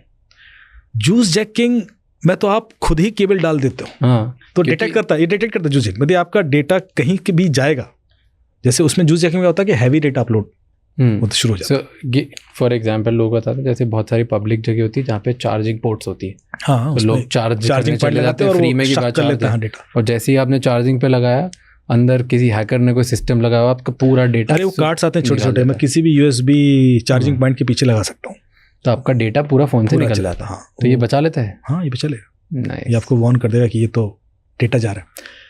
इसके अलावा इसमें एक बड़ा और इंटरेस्टिंग फीचर है जो है ऐप बिहेवियर स्कैनिंग। जैसे जब आप कोई एंटीवायरस इंस्टॉल करते हो तो वो आपको सिक्योरिटी के पॉइंट ऑफ व्यू से बता देगा कि वायरस है कि नहीं है, ट्रोजन है, रैट है। उस वजह से लोग नहीं लुटते, आपके फ़ोन में ट्रोजन या रैट नहीं आते हैं, ये चांसेस कम है। द चांसेस इज मोर कि आपने एक लेजिट ऐप इंस्टॉल किया और आप लुट गए हो। आपने प्ले स्टोर से उठाई थी, आपको गाइडलाइन क्या दी, प्ले स्टोर से एप्लीकेशन इंस्टॉल करना। तो लोन ऐप से जो लोग लुटे हैं सबने प्ले स्टोर से ही इंस्टॉल की थी। अब वो लोन ऐप्स क्या करती थी कि आपका पिक्चर्स और कॉन्टैक्ट लिस्ट कॉपी कर लेते थे, पिक्चर्स को मॉर्फिंग करके उसको नेकेड पिक्चर बना के गाली गलौज लिख के आप ही के दोस्तों और रिश्तेदारों कलीग को भेजेंगे। आप प्रेशराइज हो जाते थे, पैसे देते थे। यदि किसी ऐप ने आपकी कॉन्टैक्ट लिस्ट और पिक्चर दोनों की परमिशन ली है तो ये ऐप वार्न कर देगी आपको कि गड़बड़ है, ये तो मत दो।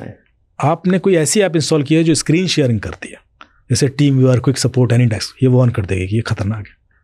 What about Aadhaar card? अगर किसी के पास मेरी आधार कार्ड डिटेल्स हो, आधार कार्ड का नंबर हो, तो वो क्या कर सकता है उससे?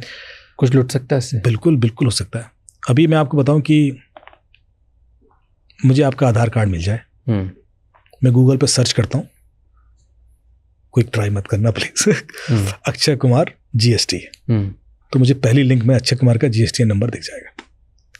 मैंने GST नंबर लिया, पहले 4 डिजिट हटाए तो उसका पैन कार्ड नंबर मिल गया, मैंने उसका पैन कार्ड नंबर ले लिया। अब मैं एक बंदा ढूंढूंगा अक्षय कुमार नाम का,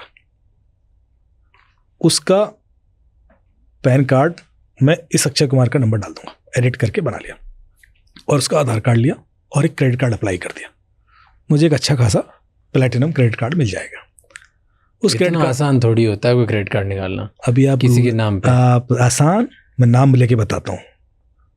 हमारे ये जो कौन सी फिल्म आई थी अभी, छावा फिल्म आई थी, उसमें जो विकी कौशल, विनीत कुमार सिंह है, हाँ, जो विनीत। कवि बने, उनके संग हुआ। क्या उनके नाम से उनका सिविल स्कोर खराब हो गया। सेम बता रहा हूँ, जो ये अक्षय कुमार के साथ भी हुआ था, जो मैं कांड बता रहा हूँ, ये अक्षय कुमार, सनी लियोनी, अमीषा, ये जो अनुष्का शर्मा, सबके संग हुआ। क्या न्यूज़ है, बताओ पूरा। उनका सिविल स्कोर खराब हो गया भाई, वो लोन नहीं ले पा रहे हैं। आप विनीत से बात कीजिए, मैं आपको नंबर दूंगा अभी। उनके नाम पे किसी ने क्रेडिट कार्ड इशू करा लिया, परचेज आधार कार्ड के नंबर से, और क्या 20,000 की शॉपिंग हुई है और उनका सिविल स्कोर खराब हो गया है। अब वो कह रहे हैं यार मेरी क्या गलती है इसमें, और बैंक ना हेल्प कर रहा है, ना सिविल वाले हेल्प कर रहे हैं, कोई नहीं, और पिछले 6 महीने से परेशान। ओके सॉरी, मैंने आपको कट कर दिया था, मेरे को एक्सप्लेन करो आप। इसलिए समझो ये मामला इतना छोटा नहीं, मैं तो नाम लेके इसे बता रहा हूँ। क्या विनीत जी को फोन करना, एक्सप्लेन करो आप। तो विनीत जी का मुझे कॉल आया, कहते यार अमित मैं क्या करूँ। मैंने कहा विनीत जी मैं 2-4 पुलिस वाले दौड़ाता हूँ जिनको टाइट करूंगा। ये एक कंपनी है जिसका ऑफिस यही है आपके अंधेरी ईस्ट में, सोलेटर पार्क में कंपनी है, उसने दिया लोन। तो मैंने कहा होता कि जितने ये NBFCs है देखो, और ये वल्नरेबिलिटी पहले सबके साथ थी, सारे क्रेडिट कार्ड कंपनी के संग थी, तभी तो अक्षय कुमार के नाम पे क्रेडिट कार्ड इशू हुआ, या जो मैं नाम ले रहा हूँ। बट पहले पूरा वो समझाओ, मैंने आपको कट कर दिया था। हाँ, तो फिर से समझ लेते हैं। हाँ, आपको आधार कार्ड नंबर मिल गया, मुझे GST मिला, GST से मैंने आगे के 4 डिजिट उड़ाए तो पैन कार्ड मिल जाता है मुझे। वो पैन कार्ड मैं उसके नाम का कोई दूसरा मिलता जुलता आदमी पकड़ूंगा जो अक्षय कुमार नाम का है, बिहार का आदमी है, झारखंड का है, नाम वहाँ पे भी ऐसे रखे जाते हैं, हीरो के नाम पे तो रखते हैं लोग नाम। मैं उससे कहूँगा डील है भाई, तेरे को 50,000 दूंगा, 20,000 दूंगा, उसका पिक्चर, उसका सारा डिटेल, आधार इस व्यक्ति का अक्षय कुमार का, पर नंबर पैन कार्ड पर इसका हीरो अक्षय कुमार का। अब मैंने एक क्रेडिट कार्ड अप्लाई कर दिया, तो आपको क्रेडिट कार्ड इशू हो जाएगा, क्योंकि जो आपका क्रेडिट रेटिंग देखी जाएगी उसमें तो इसका पैन कार्ड है, जिसमें करोड़ों की डीलें हो रही हैं, तो वो तो आपको कोई भी कार्ड दे देंगे, अगले दिन दे देंगे। पर वेरिफिकेशन में ये अक्षय कुमार है तो वीडियो कॉल पे तो ये होगा दूसरा वाला, तो वो भी वेरीफाई हो जाएगा। अब आप उसकी परचेजिंग करके गोल्ड वोल्ड खरीद लोगे कहीं दुबई में कहीं, और खेल खत्म, भाग गए। अब सिविल स्कोर किसका गिरा? अक्षय कुमार का। ये कल के दिन इनको कुछ ओडी चाहिए, लोन चाहिए, इनको नहीं मिलेगा। ये कहें यार मैंने तो कुछ किया नहीं, और ये बहुतों के संग हुआ, सनी लियोनी के संग, सबके संग हुआ।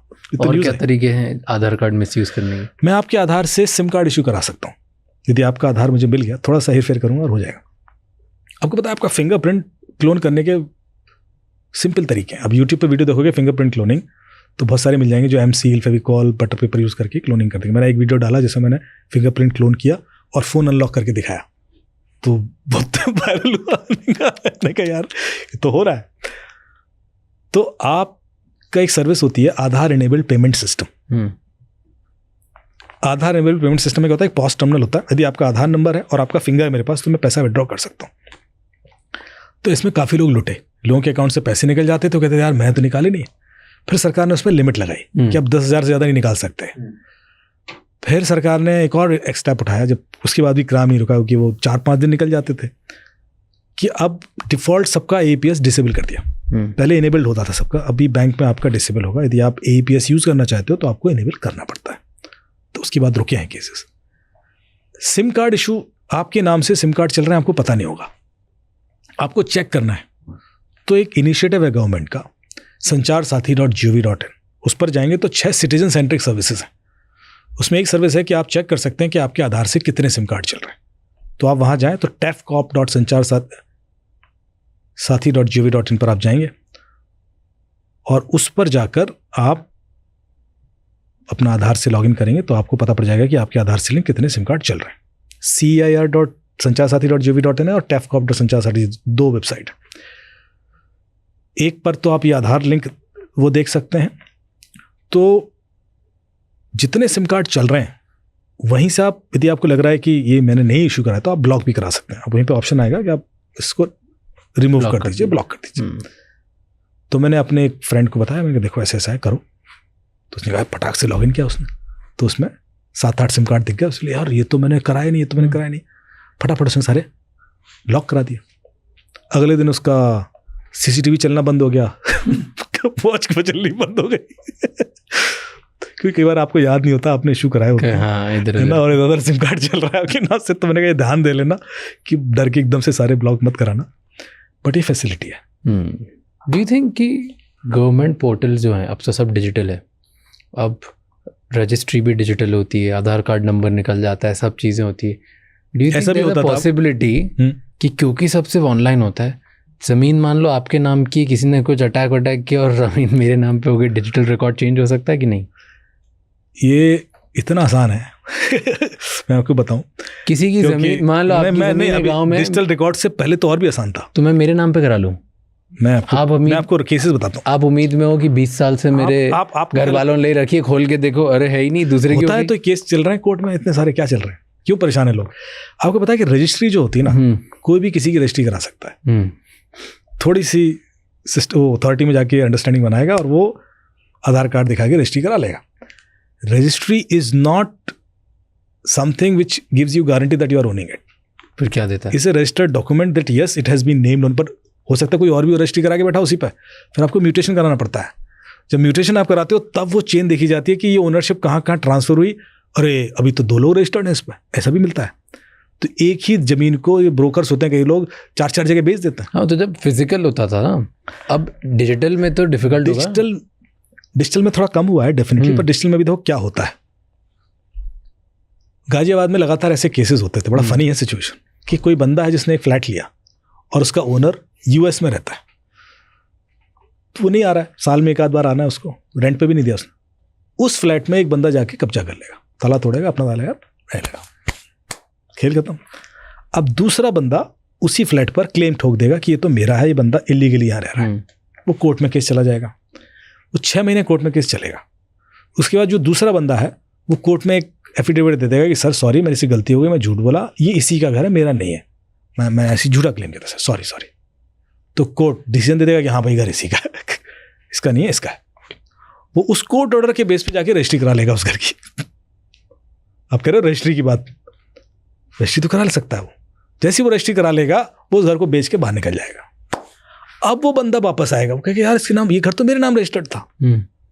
अच्छा, दोनों एक ही ने प्लान, दोनों एक ही थे, उसको तो पता ही नहीं क्या क्या खेल हो गया यहाँ। ऐसे लगातार केसेस हुए, आप समझ रहे हो क्या हो सकता है।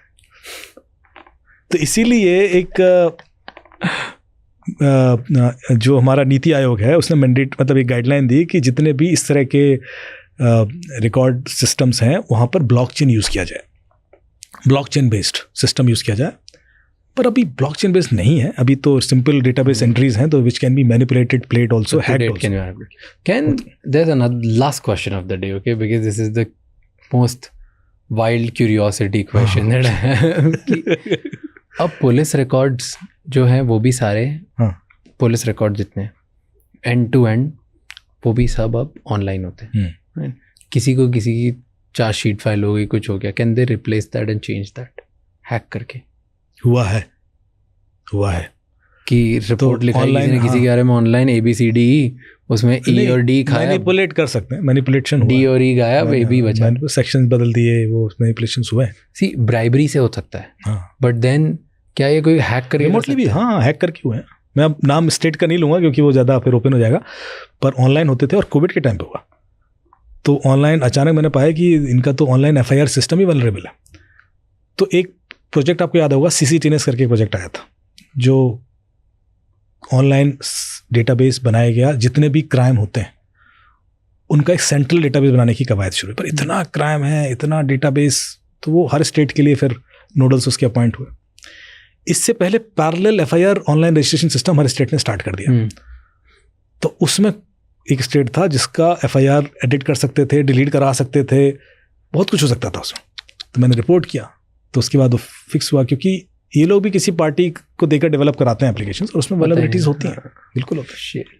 Well, thank you so much, thank you for coming here and talking. Pleasure is all mine. मज़ा आ गया, बहुत सारी बातें हैं। थैंक यू भाई, दिमाग ऐसे लग रहा है बट डर के चलना पड़ेगा। कोई भी सेफ नहीं है, सबको हैक किया जा सकता है। बट वो बात अच्छी थी कि जो विटनेस बन जाओगे, अगर आप विटनेस जैसे यदि आप ऑब्जर्व करते हो ना, तो चीज़ें तो फिर आपके संग नहीं होगा, कि आपको पता तो देखो पड़ ही जाता है। True, perfect, thank you so much. Thank you भाई। Done. Thank you so much ये एपिसोड एंड तक देखने के लिए। अब आपको 3 चीज़ें करनी है। नंबर 1, इस चैनल को सब्सक्राइब कर लो ताकि हम इसी तरह और ज़्यादा वैल्यूएबल गेस्ट आपके लिए लेके आ पाएँ एंड हम वो उनसे क्वेश्चंस पूछ पाएँ जो आप चाहते हो। नंबर 2, मुझे कमेंट्स में ये बताओ कि आप और कौन कौन से गेस्ट हैं जो देखना चाहते हो हमारे पॉडकास्ट पे, ताकि हम उन्हें लेके आएँ और उनसे वो सवाल पूछें जो आप चाहते हो। एंड नंबर 3, ये एपिसोड किसी एक इंसान के साथ ज़रूर शेयर करना जिसकी लाइफ में एक पॉजिटिव चेंज आएगा, क्योंकि एक कॉन्वर्जेशन इनफ होती है किसी की लाइफ चेंज करने के लिए। I will see you next time. Until then, keep figuring out.